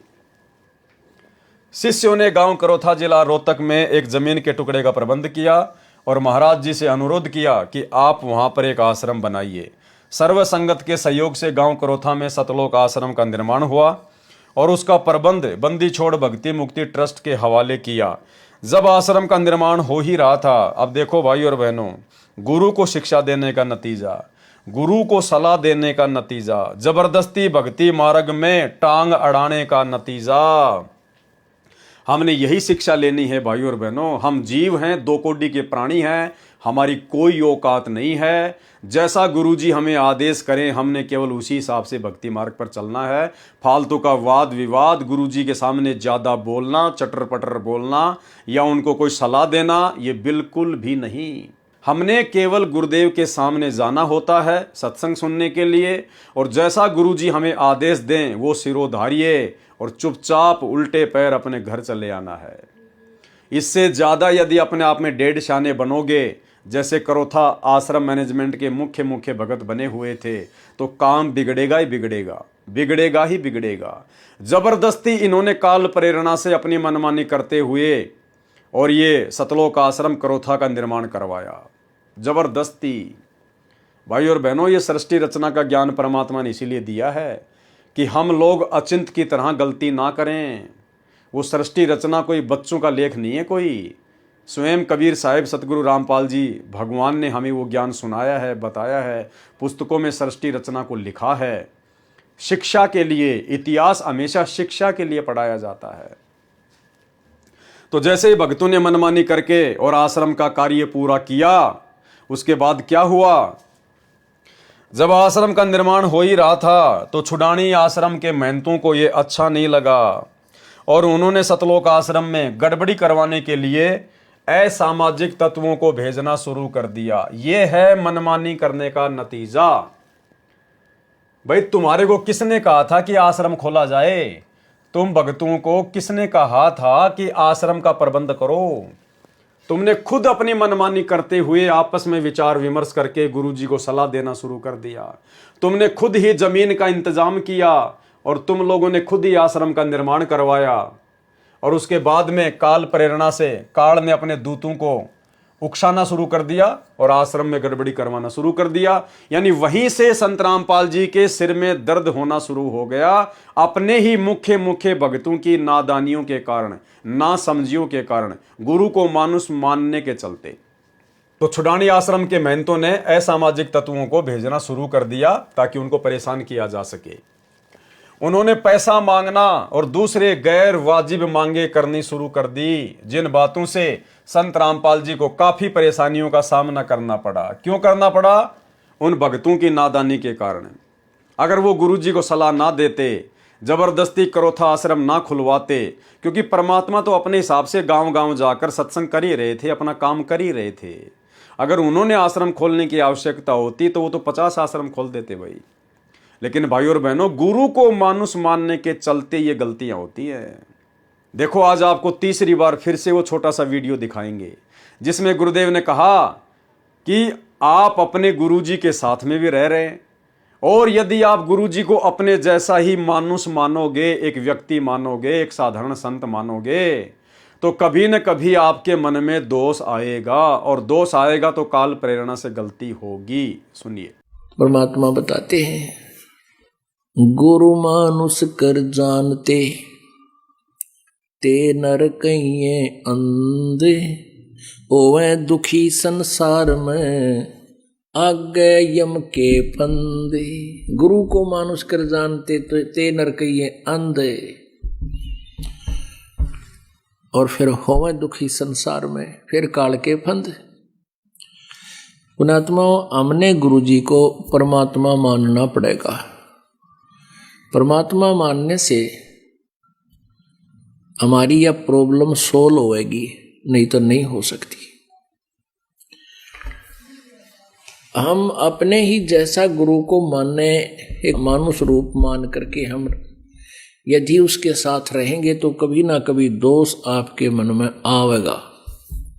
तो इसी प्रकार ये जितने भी लोग जो सतलोक आश्रम करोथा में रहा करते थे, गुरुदेव के ज़्यादा नज़दीक थे, इन लोगों ने कभी भी सतगुरु रामपाल जी को परमात्मा के रूप में नहीं लिया, आम संत के रूप में लिया, मानुष ही माना अपने जैसा। और अंत में गुरुदेव का तो विधान है कि गुरुजी के साथ में भी रहोगे तो भैया कभी न कभी काल गलती करवाएगा, यदि उनको मानुस मानोगे तो, और गलतियां काल ने करवा दी। जिन बातों से संत रामपाल जी को काफी परेशानियों का सामना करना पड़ा, यानी अपने भक्तों की नादानियों के कारण संत रामपाल जी को परेशानियों का सामना करना पड़ा। छुडानी आश्रम के महंतों ने डिगल गांव के 40-50 बदमाशों को पूर्णिमा सत्संग के दौरान बदनीयत से सतलोक आश्रम में भेजा। अरे अगर आश्रम खुलता ही नहीं, तुम अगर जबरदस्ती आश्रम के लिए परमात्मा को सलाह ना देते, तो कहां से डिगल गांव के 40-50 बदमाश पूर्णिमा के सत्संग में सतलोक आश्रम में आते? अरे ना होता बांस और ना बजती बांसुरी, लेकिन तुम लोगों ने जबरदस्ती अपनी मनमानी करके खुद तो परेशान हुए साथ में सतगुरुदेव भगवान के मिशन को भी तुमने नुकसान पहुंचाया। छुडानी आश्रम के महंतों ने डिगल गांव के 40-50 बदमाशों को पूर्णिमा सत्संग के दौरान बदनीयत से सतलोक आश्रम में भेजा। सन 2001 में बदमाशों ने कच्छे पहनकर और शरीर पर तेल लगाकर आश्रम पर आक्रमण किया। तो फिर तुम क्या कर रहे थे? तुम कौन से भगत थे? तुम्हारे मेरे उन बदमाशों में क्या अंतर था भाई? वो बेचारे अज्ञानता के कारण बदमाशी कर रहे थे, और तुम्हें ज्ञान होने के बावजूद भी तुमने जबरदस्ती गुरुजी के साथ में बदमाशी की। गुरुजी को सलाह देना भक्ति मार्ग में गुरुजी के साथ में मजाक करना है, बदमाशी करना है। तो उन गुंडों में और तुम्हारे में, सतलोक आश्रम करोथा मैनेजमेंट वालों में क्या अंतर था भाई? किसने इनको इनवाइट किया? तुम लोगों की महागलती ने। गुरुजी को सलाह देने के कारण आश्रम होता ही नहीं, तो वो लोग कच्छे पहनकर और शरीर पर तेल लगाकर क्यों आते आश्रम में बदनीयत से? तो भाई और बहनों, हमने ध्यान रखना है। हम अपना इतना अनमोल समय जो इस पुस्तक के ऊपर वीडियो बनाने में जाया कर रहे हैं, हमने शिक्षा लेनी है, शिक्षा, वरना कोई फायदा नहीं होगा इस पुस्तक को पढ़ने का। अगर भक्ति मार्ग पर सफल होना है, इसी मनुष्य जन्म में सतलोक प्राप्ति करनी है, गुरु को खुश करना है, गुरु की नज़रों में पाक साफ रहना है, गुरु के चरणों में जगह बनानी है, तो भाई हमने अपने ही गुरु भाई बहनों की तरह, जो कि गुरु जी के साथ में रहा करते थे, मुख्य सेवादार थे, हमने उनकी तरह गुरु को मानुष मानकर जरा सी भी गलती वर्तमान में नहीं कर देनी है। बदमाशों ने कच्छे पहनकर और शरीर पर तेल लगाकर आश्रम पर आक्रमण किया। सतलोक आश्रम के भक्तों ने 5-6 बदमाशों को पकड़ा और उनके खिलाफ थाना सदर रोहतक में केस दर्ज करवाया। पुलिस महकमे ने सुरक्षा का खतरा देखते हुए संत रामपाल जी और आश्रम की सुरक्षा के लिए 2 गनमैन तैनात किए। संत रामपाल जी ने उसके पश्चात कबीर साहिब के ज्ञान का प्रचार प्रसार जोर शोर के साथ करना प्रारंभ कर दिया, और उनके द्वारा विभिन्न पाखंडी पंथों और तथा कथित सामाजिक संगठनों की कमियों का भंडाफोड़ हुआ। इससे तथा कथित संतों और महंतों के द्वारा दिए गए ज्ञान के खोखलापन का भी लोगों को ज्ञान हुआ, तथा सतलोक आश्रम करोथा में पहुंचकर उपदेश ग्रहण करके शिष्य बनने लगे। कबीर परमेश्वर जी की वाणी तथा शास्त्रों में प्रमाणित तथ्यों से अन्य संतों के विचारों की तुलना संत रामपाल जी महाराज द्वारा की गई। उन तथा कथित संतों, महंतों व महर्षियों के विचार सदग्रंथों के विपरीत थे, जिन्हें प्रत्यक्ष देखकर शिक्षित भगत समाज उन नकली ज्ञान बताने वाले पंथों, संतों व महर्षियों के समूह से निकलकर संत रामपाल जी महाराज से उपदेश ग्रहण करने के लिए आने लगे। कुछ ही वर्षों में संत रामपाल जी महाराज के अनुयायियों में अद्वितीय वृद्धि हुई, जिसकी वजह से ये सभी तथा कथित संत, महंत, सामाजिक संगठन इत्यादि संत रामपाल जी की जान के दुश्मन बन गए। लेकिन इसके साथ साथ संत रामपाल जी के शिष्यों की संख्या दिन प्रतिदिन बढ़ती गई, और उनके तत्व ज्ञान को समझकर उनके शिष्यों की संख्या लाखों में पहुंच गई। संत रामपाल जी ने सन 2003 में आस्था तथा साधना चैनलों के माध्यम से सत्य ज्ञान देना शुरू किया और पाखंडी संत महात्माओं द्वारा दिए गए ज्ञान का पर्दाफाश किया। क्योंकि संत रामपाल जी के उपदेशों का मुख्य आधार कबीर वाणी, गरीबदास वाणी, दादू साहिब वाणी और गुरु नानक वाणी तथा वेद और श्रीमद् भगवत गीता और पुराण है, जिससे सभी प्रकार के पाखंडों और भ्रमित करने वाले ज्ञान की त्रुटियां उजागर होती हैं। संत रामपाल जी ने अपनी पुस्तक गहरी नज़र गीता में यथार्थ रूप से गीता ज्ञान का टीकाकरण किया। इसी प्रकार संत रामपाल जी ने परमेश्वर का सार संदेश नामक पुस्तक में कबीर वाणी और शास्त्रों के आधार पर सद्ज्ञान दिया। आस्था चैनल पर दिए गए उपदेश संत रामपाल जी ने परिभाषा प्रभु की के शीर्षक से एक पुस्तक भी समाज के सामने रखी। इस तत्व ज्ञान के उजागर करने से संत रामपाल जी के दुश्मन और बढ़ गए और उनको धमकियों भरे पत्र और टेलीफोन आने लगे, जिसके बारे में पुलिस को भी सूचना भेजी गई और उच्च न्यायालय व सर्वोच्च न्यायालय के जरिए भी सुरक्षा बढ़ाने की मांग की गई। ये होता है गुरु को मानुष मानना। जब संत रामपाल जी ने अपने सत्संगों में नकली साधु संत महात्माओं की कमियों को उजागर किया, उनके अज्ञान का पर्दाफाश करना शुरू किया, तो लेखक के अनुसार संत रामपाल जी के पास में धमकी भरे फोन कॉल्स आने लगे और लेटर आने लगे। उसके बाद में माननीय उच्च न्यायालय से यानी हाई कोर्ट से संत रामपाल जी को सुरक्षा देने के लिए गुहार लगाई गई। ये होता है गुरु को मानुष मानना। अरे सृष्टि की सर्वशक्तिमान शक्ति तुम्हारा गुरु अगर एक फूंक मार दे तो 21 ब्रह्मांड ना जाने कहां जाके उड़े, कहां जाके गिरे। जिनके आधे बाल के बराबर भी पूरी सृष्टि नहीं है, ऐसे परम संत को ना पहचान कर उनको अपने जैसा एक मानुष मानकर और उन सतलोक आश्रम करोथा के मुख्य सेवादारों ने हाई कोर्ट में अर्जी लगाई कि साहब संत रामपाल जी की जान को खतरा है, उन्हें कोई भी मार सकता है, हमारे को सुरक्षा मुहैया करवाई जाए। ये होता है भाई और बहनों गुरु को मानुष मानना। क्या वर्तमान में आप जी ये हरकत कर सकते हो? अरे ये सोचने से पहले हमारे प्राण निकल सकते हैं, लेकिन हम ये हरकत नहीं कर सकते। हमें इस परम शक्ति की पहचान हो गई है कि ये तो सर्व सृष्टि का तीनों लोकों में प्रवेश करके भरण पोषण करता है। ये तो सबका ध्यान रखने वाला परमात्मा है, सबको कर्म आधार से सुरक्षा मुहैया कराने वाला परमात्मा है। राष्ट्रपति और प्रधानमंत्री तक की सुरक्षा यही कबीर परमात्मा सतगुरु रामपाल जी उनके कर्म आधार से करते हैं। और ऐसी परम शक्ति के लिए उनको मानुष मानकर उनके साथ में रहने वाले उनके भगत उनकी जान को खतरा देखते हुए और हाई कोर्ट से सुरक्षा की मांग कर रहे हैं कि हमारे गुरु जी को कोई मार ना दे। भाई और बहनों, ये होता है गुरु को मानुष मानना।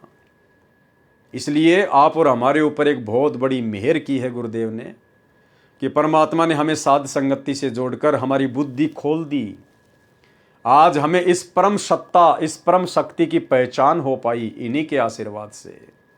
आप और हमारा बहुत बड़ा सौभाग्य भाई और बहनों।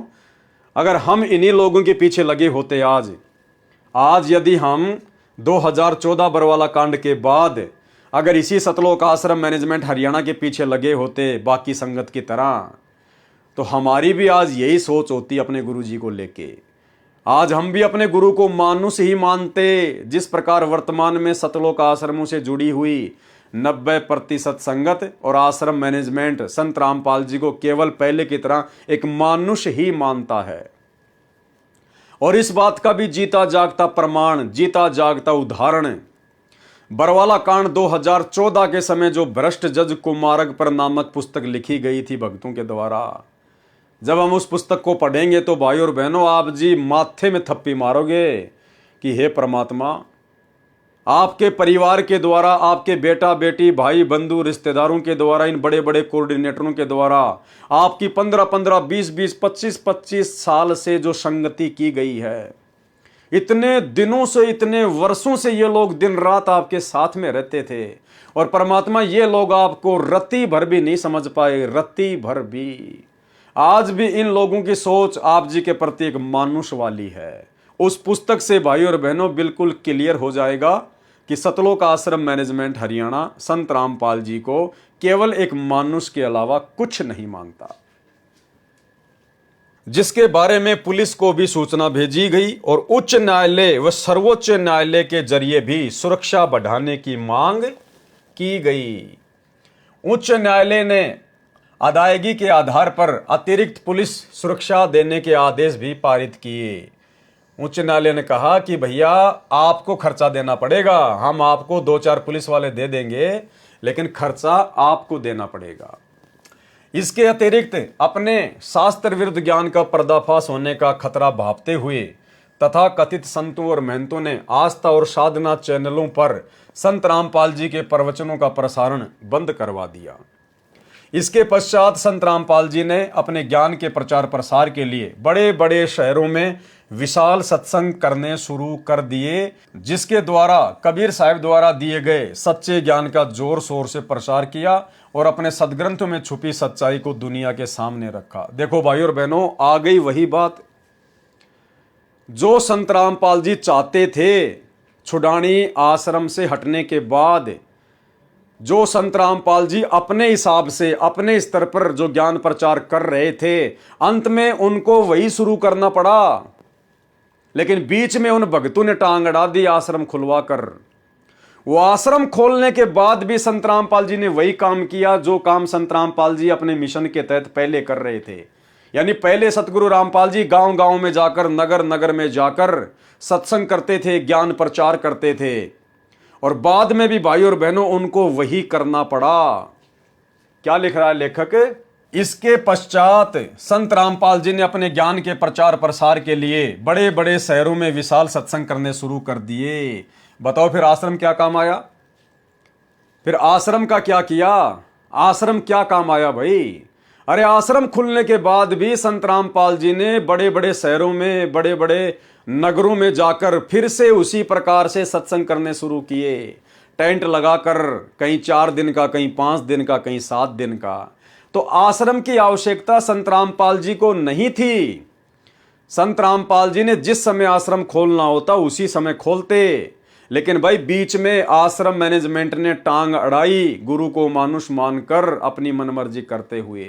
अब आपके मन में फिर से वही सवाल आ सकता है कि संत रामपाल जी ने इन लोगों को मना क्यों नहीं किया? भाई अगर मना भी किया होगा तो काल का जीव मानता नहीं है। और संत रामपाल जी ज्यादा दबाव इसलिए नहीं देंगे क्योंकि भाई ये कबीर भगवान है। और जब ये प्रथम बार जोगजीत रूप में काल के सामने आए थे तो काल का और परमात्मा का एग्रीमेंट हुआ था। काल ने कहा था, परमात्मा आप नीचे जाना, आप केवल अपना ज्ञान समझाना। जो आपके ज्ञान को समझे वो आपका, और जो आपके ज्ञान को ना समझे उसको मेरे भोजन के लिए छोड़ देना, जबरदस्ती ना करना। तो संत रामपाल जी जबरदस्ती नहीं करेंगे, क्योंकि भगवान ही यदि अपने एग्रीमेंट को तोड़ेगा तो भाई फिर धरती पर न्याय कहां रहेगा। तो इस आधार से सतगुरु रामपाल जी ज्यादा दबाव नहीं देते थे, लेकिन वो समझाते अवश्य थे। उनका समझाने का तरीका क्या है? क्योंकि ये भगवान है और भगवान का समझाने का तरीका सीधे तौर पर नहीं होता। क्योंकि जीव को यदि सीधे तौर पर कोई कड़वी बात बोल दी जाए तो वो परमात्मा से कोसों दूर हो जाता है। 650 साल पहले भी यही कबीर परमात्मा थे, और जब 64 लाख इनके शिष्य हो चुके थे और जो इनके आसपास में रहा करते थे मुख्य मुख्य सेवादार, जब उनको अहंकार हो गया था, वो मान बढ़ाई में आ गए थे। और जब एक गणिका बहन जो कि पेशे से वेश्यावृत्ति का काम करती थी, जब उसने सत्संग सुने, उसको ज्ञान समझ में आया, तो वो बहन आश्रम में आने लगी। परमात्मा ने कहा कि बेटी रोज आया कर, वो रोजाना आने लगी। अब उस बहन के आश्रम में आने से पूरे नगर में ये खबर फैल गई, सुरसराहट शुरू हो गई कि भाई अब आश्रम में कुछ होने वाला है, क्योंकि आश्रम में तो गंदी गंदी औरतें भी जाती हैं। महाराज जी के ऊपर उंगलियां उठने लगी। तो जो आश्रम के मुख्य मुख्य भगत थे, जो गुरु को मानुष मानते थे, उन्होंने महाराज जी को शिक्षा देनी शुरू कर दी कि गुरुजी ये बदनाम औरत आश्रम में आती है, आश्रम की बदनामी करवाएगी। और उस गणिका बहन को भी परेशान करने लगे कि तू आश्रम में मत आया कर। उसको डराने लगे, धमकाने लगे कि तेरे आश्रम में आने से आश्रम की बदनामी होती है, गुरुजी की थू-थू हो रही है। फिर वो बहन एक दिन परमात्मा का सत्संग सुनते सुनते उनके सामने रोने लग गई। तो कबीर परमेश्वर ने कहा कि बेटी क्या बात है, क्यों रो रही है? काफी देर बाद उसने बताया कि परमात्मा ऐसी ऐसी बात है, अब मुझे तो ऐसा ज्ञान हो गया कि मैं तो इसके बिना रह नहीं सकती, मुझे तो मेरे पाप कर्म दिखाई दे रहे हैं। और परमात्मा मेरी तो ज्यादा से ज्यादा सत्संगों में आने की इच्छा होती है ताकि मेरे पाप जल्दी से कटें। लेकिन आश्रम में कुछ भगत भाई हैं जो मुझे बहुत गंदा बोलते हैं, मेरे को आश्रम में आने से मना करते हैं, दबाव डालते हैं, डराते हैं, धमकाते हैं कि तू गुरुजी की बदनामी का कारण बनेगी। तो कबीर परमेश्वर ने कहा कि बेटी उनका नाम बता, लेकिन उस बहन ने नाम नहीं बताया। कहा जी मेरे को तो जो भी मिलता है सब ऐसे ही बोलते हैं। अब कबीर जी तो अंतर्यामी थे, भाई 650 साल पहले वाले उस दाढ़ी मूंछ वाले को यदि आप जी कबीर मानते हो, पूर्ण परमात्मा मानते हो उस फोटो को, तो वो तो अंतर्यामी थे। चलो आप लोगों की नजरों में संत रामपाल जी तो अंतर्यामी नहीं है, ये तो कबीर जी नहीं है, और ना आप इनको मानते। लेकिन जो 650 साल पहले आए थे जिस रूप में, दाढ़ी मूंछ वाले रूप में, वो तो अंतर्यामी थे। उनको तो पता था ना कि कौन कौन भगत है जो इनको दुखी करते हैं, परेशान करते हैं। लेकिन परमात्मा ने पता होने के बावजूद भी उनको अकेले में नहीं समझाया, उन सेवादारों को अलग से बुलाकर उनको नहीं समझाया, क्योंकि मालिक को पता था कि ये गुरु को मानुष मानते हैं, ये ज्ञान को आधार बनाकर भक्ति नहीं कर रहे। अगर मैंने जरा भी इनको सच्ची बात बोल दी, कड़वी बात बोल दी, तो ये नाराज हो जाएंगे और भक्ति छोड़ के चले जाएंगे।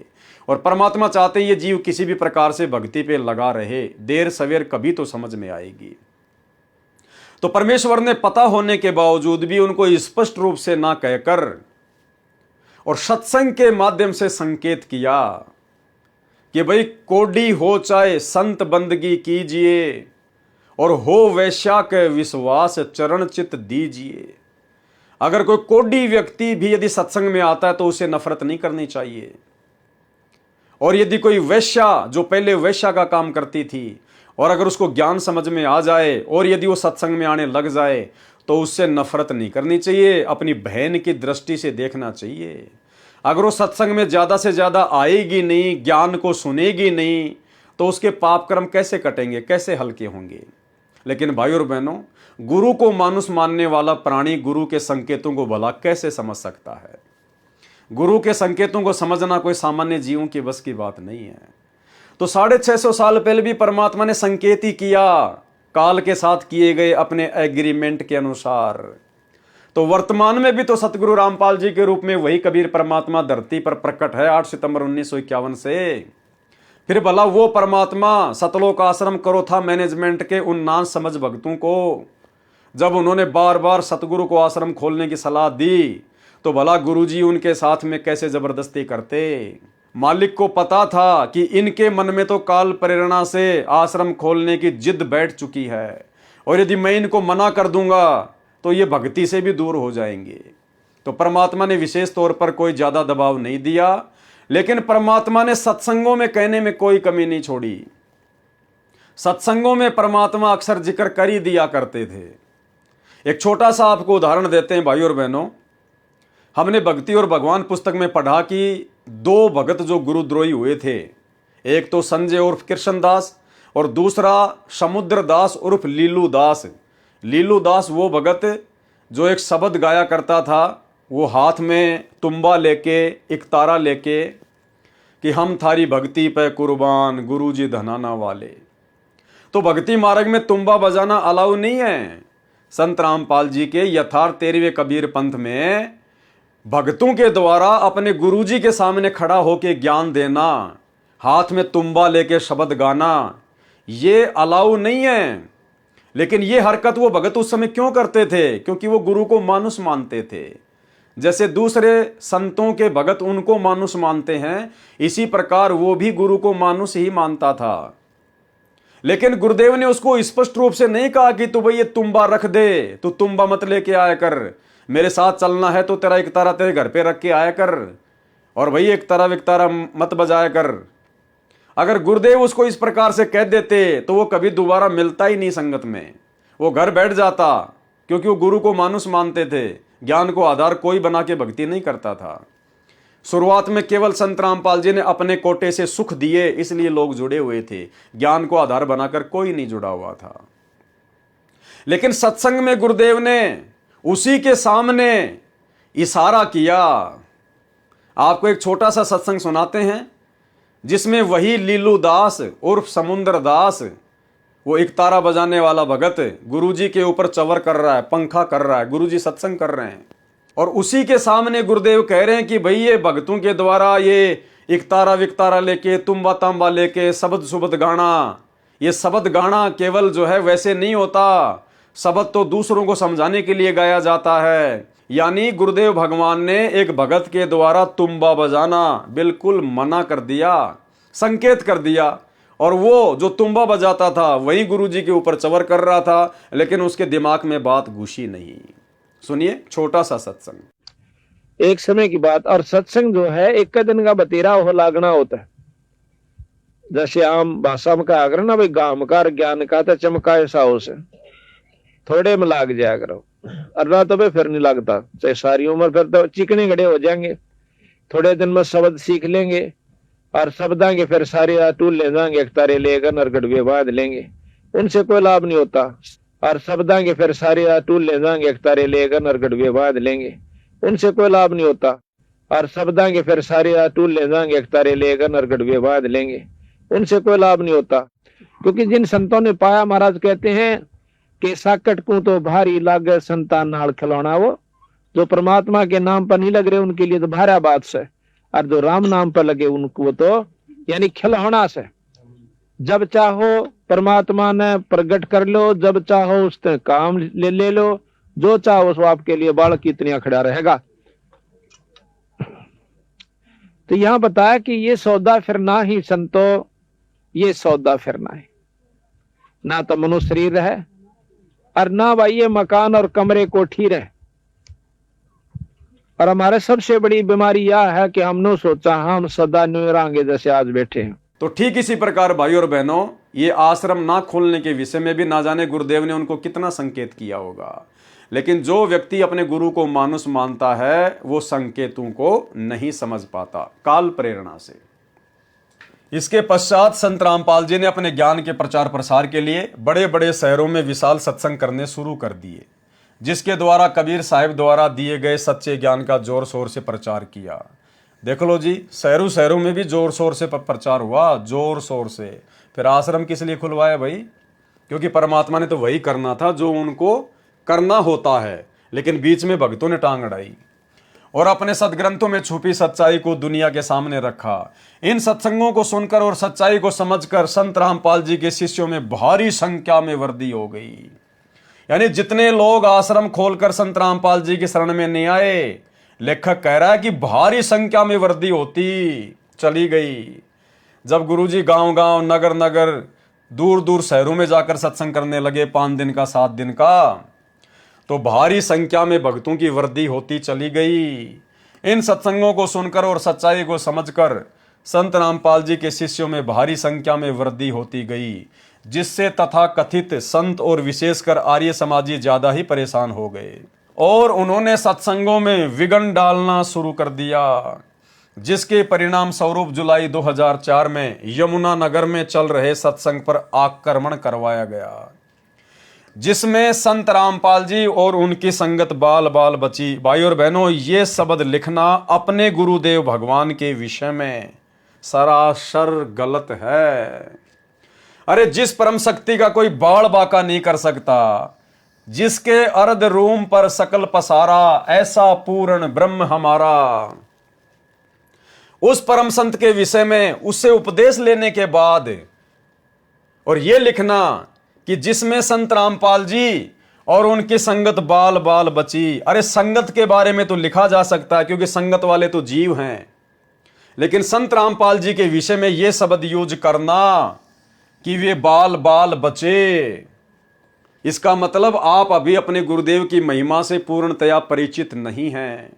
आपने अपने गुरुदेव को उस परम शक्ति के रूप में देखना शुरू नहीं किया, अन्यथा यह शब्द एक भगत लिख ही नहीं सकता कि हमारे गुरुजी फला फला घटना में बाल बाल बच गए। ये तो एक जीव के लिए प्रयोग किया जाता, जीव के लिए। तो भाई और बहनों, ये है गुरु को मानुष मानना, ये शिक्षा लेनी हमने शिक्षा। हमने निकट भविष्य में कभी भी इस प्रकार के शब्दों का अपने गुरुजी के लिए प्रयोग नहीं करना है। ये तो 8 सितंबर 1951 से जब से प्रकट हुए तभी से कबीर भगवान है, परमात्मा है। आगे चलकर ये कब अपना खेल खेलते हैं, कभी ये आश्रम खोलते हैं, कभी ये ज्ञान प्रचार करते हैं, कभी ये उपदेश देना शुरू करते हैं, कभी ये सत्संग करना शुरू करते हैं, ये अपनी लीला अनुसार करते हैं।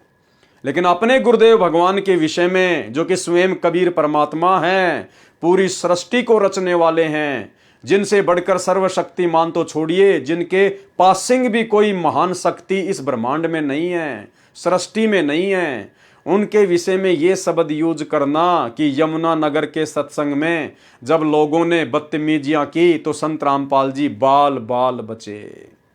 बाल बाल बचने का मतलब है वो तो कोई भगवान की दया थी, नहीं तो उसी दिन उनका राम नाम सत्य कर दिया जाता। अरे बाल बाल बचे नहीं, सतगुरु रामपाल जी परमात्मा ने संगत को बाल बाल बचाया। इन्होंने संगत को बाल बाल बचाया, ये बाल बाल नहीं बचे। ये तो परमेश्वर हैं, अंतर्यामी हैं, खुदा है। इनको कोई हाथ लगाने की सोच भी कैसे सकता है? इनको तो 21 ब्रह्मांड का स्वामी ज्योति निरंजन भी हाथ लगाने की नहीं सोच सकता मेरे भाई। आम जीव की तो औकात ही क्या है इनके सामने, जिसमें संत रामपाल जी और उनकी संगत बाल बाल बची। इसके पश्चात संत रामपाल जी ने खुले स्थानों पर सत्संग करना बंद कर दिया। क्यों बंद कर दिया भाई और बहनों? भाई समर्थ को तो किसी का डर है नहीं, चाहे लाख आ जाओ, चाहे 10 लाख आ जाओ, चाहे पूरी दुनिया क्यों ना आ जाओ, समर्थ को तो किसी का भय नहीं। निर्विकार निर्भय तू ही और शकल भयमान, सब पे तेरी साहिबी तुझ पे साहिब नाए। तो फिर संत रामपाल जी ने गांव गांव नगर नगर जाकर सत्संग करना बंद क्यों कर दिया? अपने उन्हीं विशेष सेवादारों की सलाह पर। जिन सेवादारों ने सलाह देकर आश्रम खुलवाया था, उन्हीं गुरु को मानुष मानने वाले सेवादारों ने फिर गुरुदेव को यह कहना शुरू कर दिया कि गुरुजी अब आपकी जान को खतरा है, गुरुजी ये लोग आपके बहुत ज्यादा घोर विरोधी हो गए हैं, अब आपकी जान को खतरा है, अब आप जी गांव गांव जाकर सत्संग ना कीजिए, नहीं तो आप जी मारे जा सकते हो। तो उन लोगों ने गुरुदेव को सलाह देनी शुरू कर दी। अब परमात्मा तो जबरदस्ती करेगा नहीं, गुरुदेव का तो काल के साथ एग्रीमेंट है, आपको अनेकों बार बता चुके हैं। तो ये होता है गुरु को मानुष मानना। इसके पश्चात संत रामपाल जी ने खुले स्थानों पर सत्संग करना बंद कर दिया और अपने आश्रमों और समाचार पत्रों के माध्यम से सत्संग करना शुरू किया। संत रामपाल जी महाराज द्वारा सत्यार्थ प्रकाश पर की गई समीक्षा कृपया निमन पढ़े। संत रामपाल जी महाराज कहते हैं कि मैंने न तो आर्य समाज को बुरा बताया, क्योंकि हमारी आपस में रिश्तेदारियां हैं, मामा फूफी के भाई बहनें हैं, और न ही महर्षि दयानंद जी को बुरा बताया। बुरा बताया है सत्यार्थ प्रकाश के ज्ञान को, जो वास्तव में व्यर्थ है तथा इसका नाम मिथ्यार्थ प्रकाश होना चाहिए। ठीक इसी प्रकार भाई और बहनों, हम सत्सेवकों ने ना तो गुरुजी के बेटे को गलत बताया, ना बेटी को, ना भाई बंधुओं को, ना रिश्तेदारों को, ना किसी कोऑर्डिनेटर को।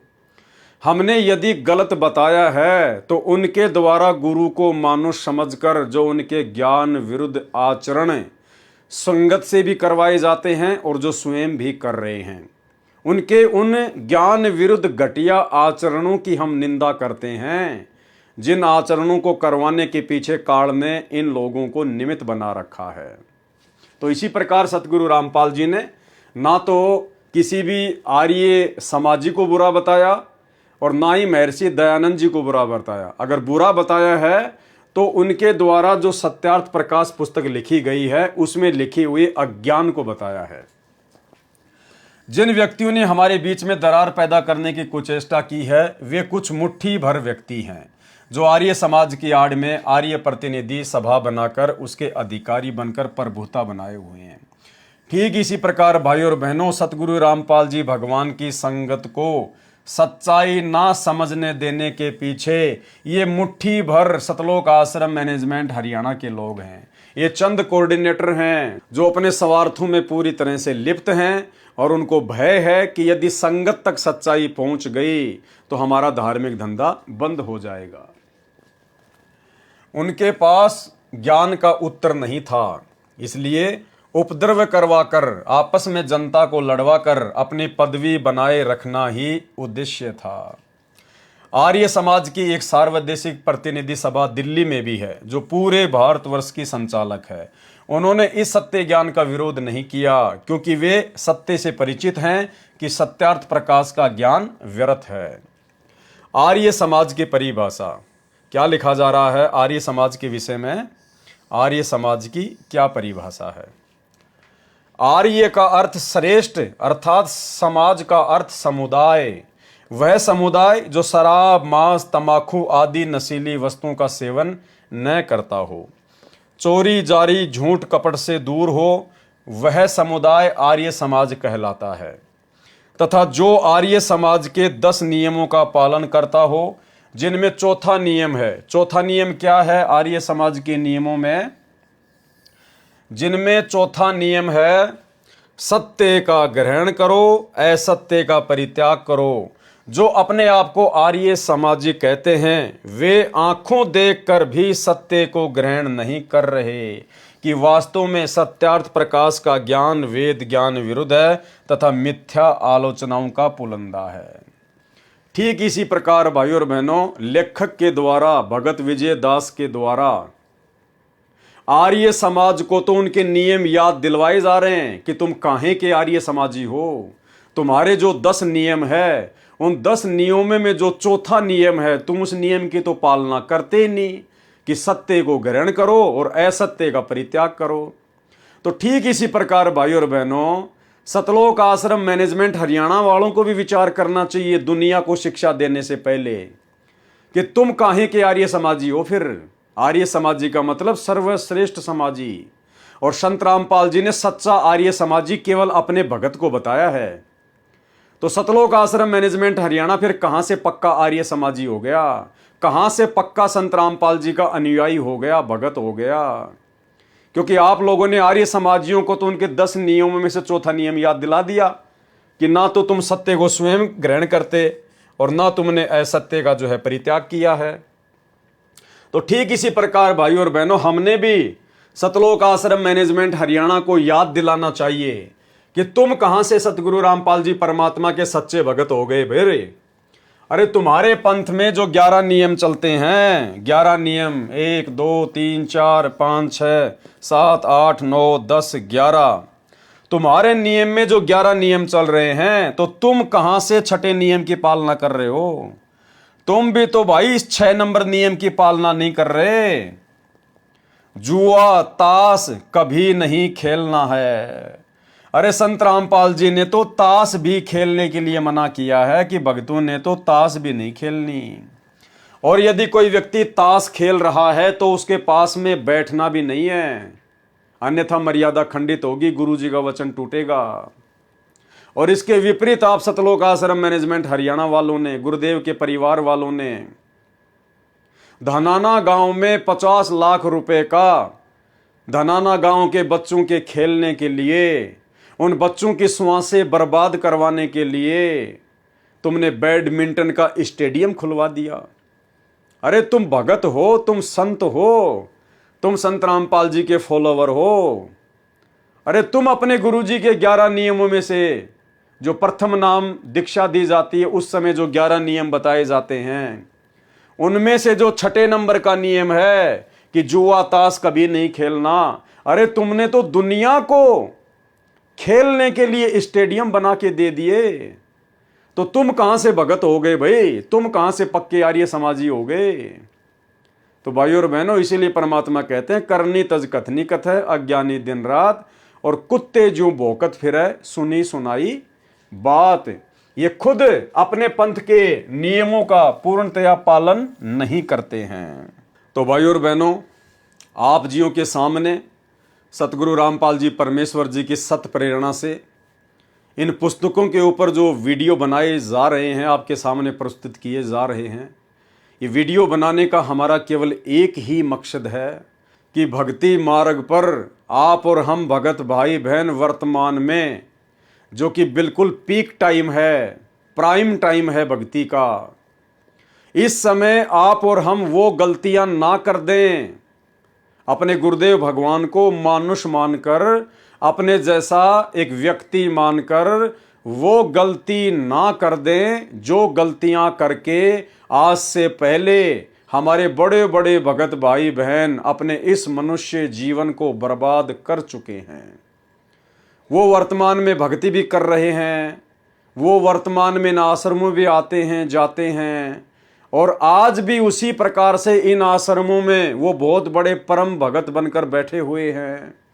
बेचारी आम नादान संगत की नज़रों में आज भी वो अपने गुरुजी को मानुष ही मानते हैं, और पहले से कहीं ज़्यादा गलतियां वो लोग वर्तमान में लगातार कर रहे हैं और संगत से भी करवा रहे हैं। उनकी बुद्धि ऑफ है, उन्हें पता ही नहीं कि हम क्या कर रहे हैं क्या नहीं कर रहे हैं। उन्होंने संत रामपाल जी को और उनके पंथ को भी अन्य काल प्रेरित साधु संतों वाले पंथों की तरह ले रखा है। वे लोग भक्ति मार्ग पर नींद में सो रहे हैं, उनकी आंखें नहीं खुली अभी तक। तो भाई और बहनों, उन बंद आंखों वालों से जो लगातार ठोकरें खा रहे हैं, हमने उनसे शिक्षा लेनी है।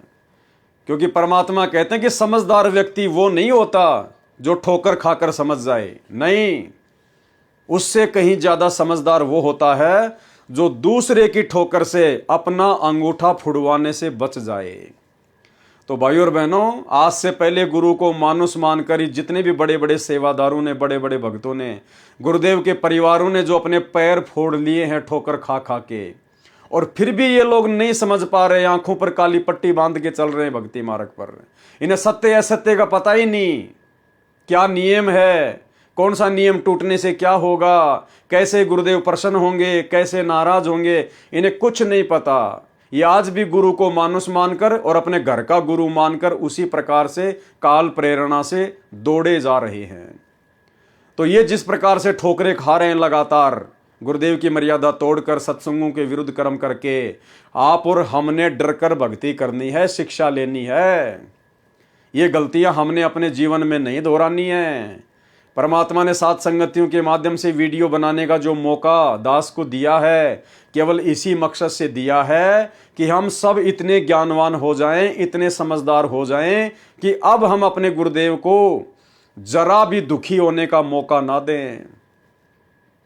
हाल ही जो 56 नंबर की विशेष ऑडियो हिसार जेल से आई है, आपने अगर उस ऑडियो को ध्यान से सुना हो तो एक जगह परमात्मा पंडित रामानंद जी का जिक्र बनाकर, पंडित रामानंद जी को मोहरा बनाकर सतलोक आश्रम मैनेजमेंट हरियाणा के कुकर्मों पर रो रहे हैं। परमात्मा महादुखी हो रहे हैं और कह रहे, नालायकों, आज भी नहीं पहचान रहे। अरे मैं तुम्हारा भगवान हूं, मैं तुम्हें बता रहा हूं, मैं तुम्हें समझा रहा हूं।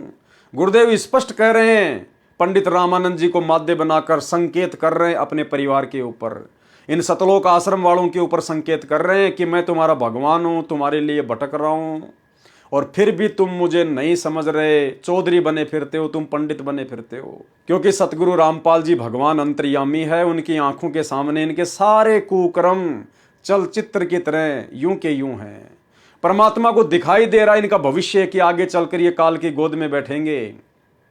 परमात्मा को इनका भविष्य दिखाई दे रहा है कि आगे चलकर इनके साथ में क्या बनेगी, काल कैसे इनसे नंगा तांडव करवाएगा। इसलिए परमात्मा महादुखी होकर अपने आप को रोक नहीं पाए। रोते रोते परमात्मा कह रहे, मैं तुम्हारा भगवान हूं, मैं तुम्हारा परमात्मा हूं, तुम्हारे लिए भटक रहा हूं और तुम समझ नहीं रहे। पंडित रामानंद जी को मोहरा बनाकर अपने परिवार के कुकर्मों पर, सतलोक आश्रम मैनेजमेंट हरियाणा के कुकर्मों पर परमात्मा रो रहे हैं कि तुम अब भी नहीं पहचान रहे मुझे, अब भी नहीं पहचान रहे। सुनिए। और बच्चों, तुम उस प्रोसेस से गुजर के आ चुके हो, इसने खराब ना करियो, फिर ना बढ़ाइयो दाता की इस टेंशन को। तो कैसे खड़े हो बाप, सारी बात लिखी, कैसे रो रहे हो खुदा के, सब कुछ बता रहा, और पाप आत्मा हम मानते नहीं, और ज्ञान भरा हमारे अंदर का पता नहीं, और विद्वान बन जाते हैं। मैं रोवत हूँ सृष्टि को, सृष्टि रोवत मोहे, गरीबदास इस वियोग को समझ सके ना को। मैं तुम्हें रो रहा हूँ, मैं थारा भगवान हूँ, मैं थारा पिता हूँ। पिछाड़ो मन खाऊंगा तेरी दुरुक्ति कर रखी तुम्हारी, आज चौधरी पका रहा, क्या पंडित बन गया, करना कुत्ता बन गया, छोड़ दिया। ओह, मैं तुम्हें रो रहा हूँ, मैं थारा भगवान हूँ, मैं थारा पिता हूँ। पिछाड़ो मन खाऊंगा तेरी दुरुक्ति कर रखी तुम्हारी, आज चौधरी पका रहा, क्या पंडित बन गया, करना कुत्ता बन गया, छोड़ दिया। ओह, मैं तुम्हें रो रहा हूँ, मैं थारा भगवान हूँ, मैं थारा पिता हूँ। पिछाड़ो मन खाऊंगा तेरी दुरुक्ति कर रखी तुम्हारी, आज चौधरी पका रहा, क्या पंडित बन गया, करना कुत्ता बन गया, छोड़ दिया। ओह, और देखो कैसे ढंग से निकाल के काल का विधान भी बना रहे, मेरा वचन भी बना रहे, मेरे बच्चे भी मेरी शरण में आ जाए तो निकालते हैं। मैं रोवत हूँ सृष्टि को, सृष्टि रोवत मोहे। तुम भगवान भगवान करते फिरते हो, मुझे रो रहे हो, सुखदाई भगवान का है, इसका शायद है तुम भगवान मार रहे हो, और मैं तुम्हारे लिए रो रहा हूँ मेरे बच्चे, तेरी प्रगति हो रही आंखों में। गरीबदास किस वियोग को समझ न सकता को, चार युगन में हम फेरे, मैं पल में छिप जाऊं, गरीबदास गुरु वेद से लखो हमारा ठाव। बच्चों आज इतना ही, शेष अमर कथा आगे सुनाएंगे, बोलना नहीं जाता। परमात्मा आपको सद्बुद्धि दे, अकल को लतारी कित फंसे बैठे माचे आडो, 2 दिन का सांग है यो, पता नहीं कद फूक निकल जाएगी, कुत्ता बना के छोड़ देगा, सारे ठाट दरिया दे जाएंगे। उस समय निकालो, मालिक ने रजा बख्शी, कहां से बख्श रखी है तुम्हारे ऊपर, कैसी दया करिए, कोई बालक नहीं है वो, ताकि तुम्हें फिर से दर्द करे, तुम्हारा जीवन बचाए, तुम्हें मोक्ष मिले। सत्साई। तो भाई और बहनों, सतगुरु को दुखी करने का ये मौका आप और हम साथ संगति वाले भाई बहनों ने शौपन में भी नहीं देना है। कहते हैं जिन बातों से गुरु दुख पावे, उन बातों को दूर भगावे, दूर उखाड़ के फेंक दो उन बातों को जिन बातों से हमारे गुरुदेव जरा भी नाराज हों। क्योंकि जिस मंदबुद्धि व्यक्ति ने इस कबीर परमेश्वर को जो सतगुरु रूप में धरती पे आए हुए हैं, अगर जरा भी दुखी कर दिया तो समझो उसका ये मनुष्य जीवन बर्बाद है, बर्बाद है।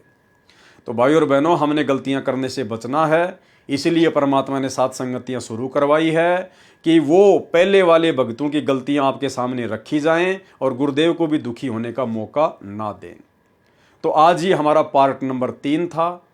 पार्ट नंबर 4 के लिए कल रात्रि 9 बजे सभी भाई बहन लाइव जुड़िए। तब तक गुरुदेव भगवान हम सबको आशीर्वाद दें, इजाज़त दें। बंदी छोड़ सतगुरु रामपाल जी परमात्मा की जय हो।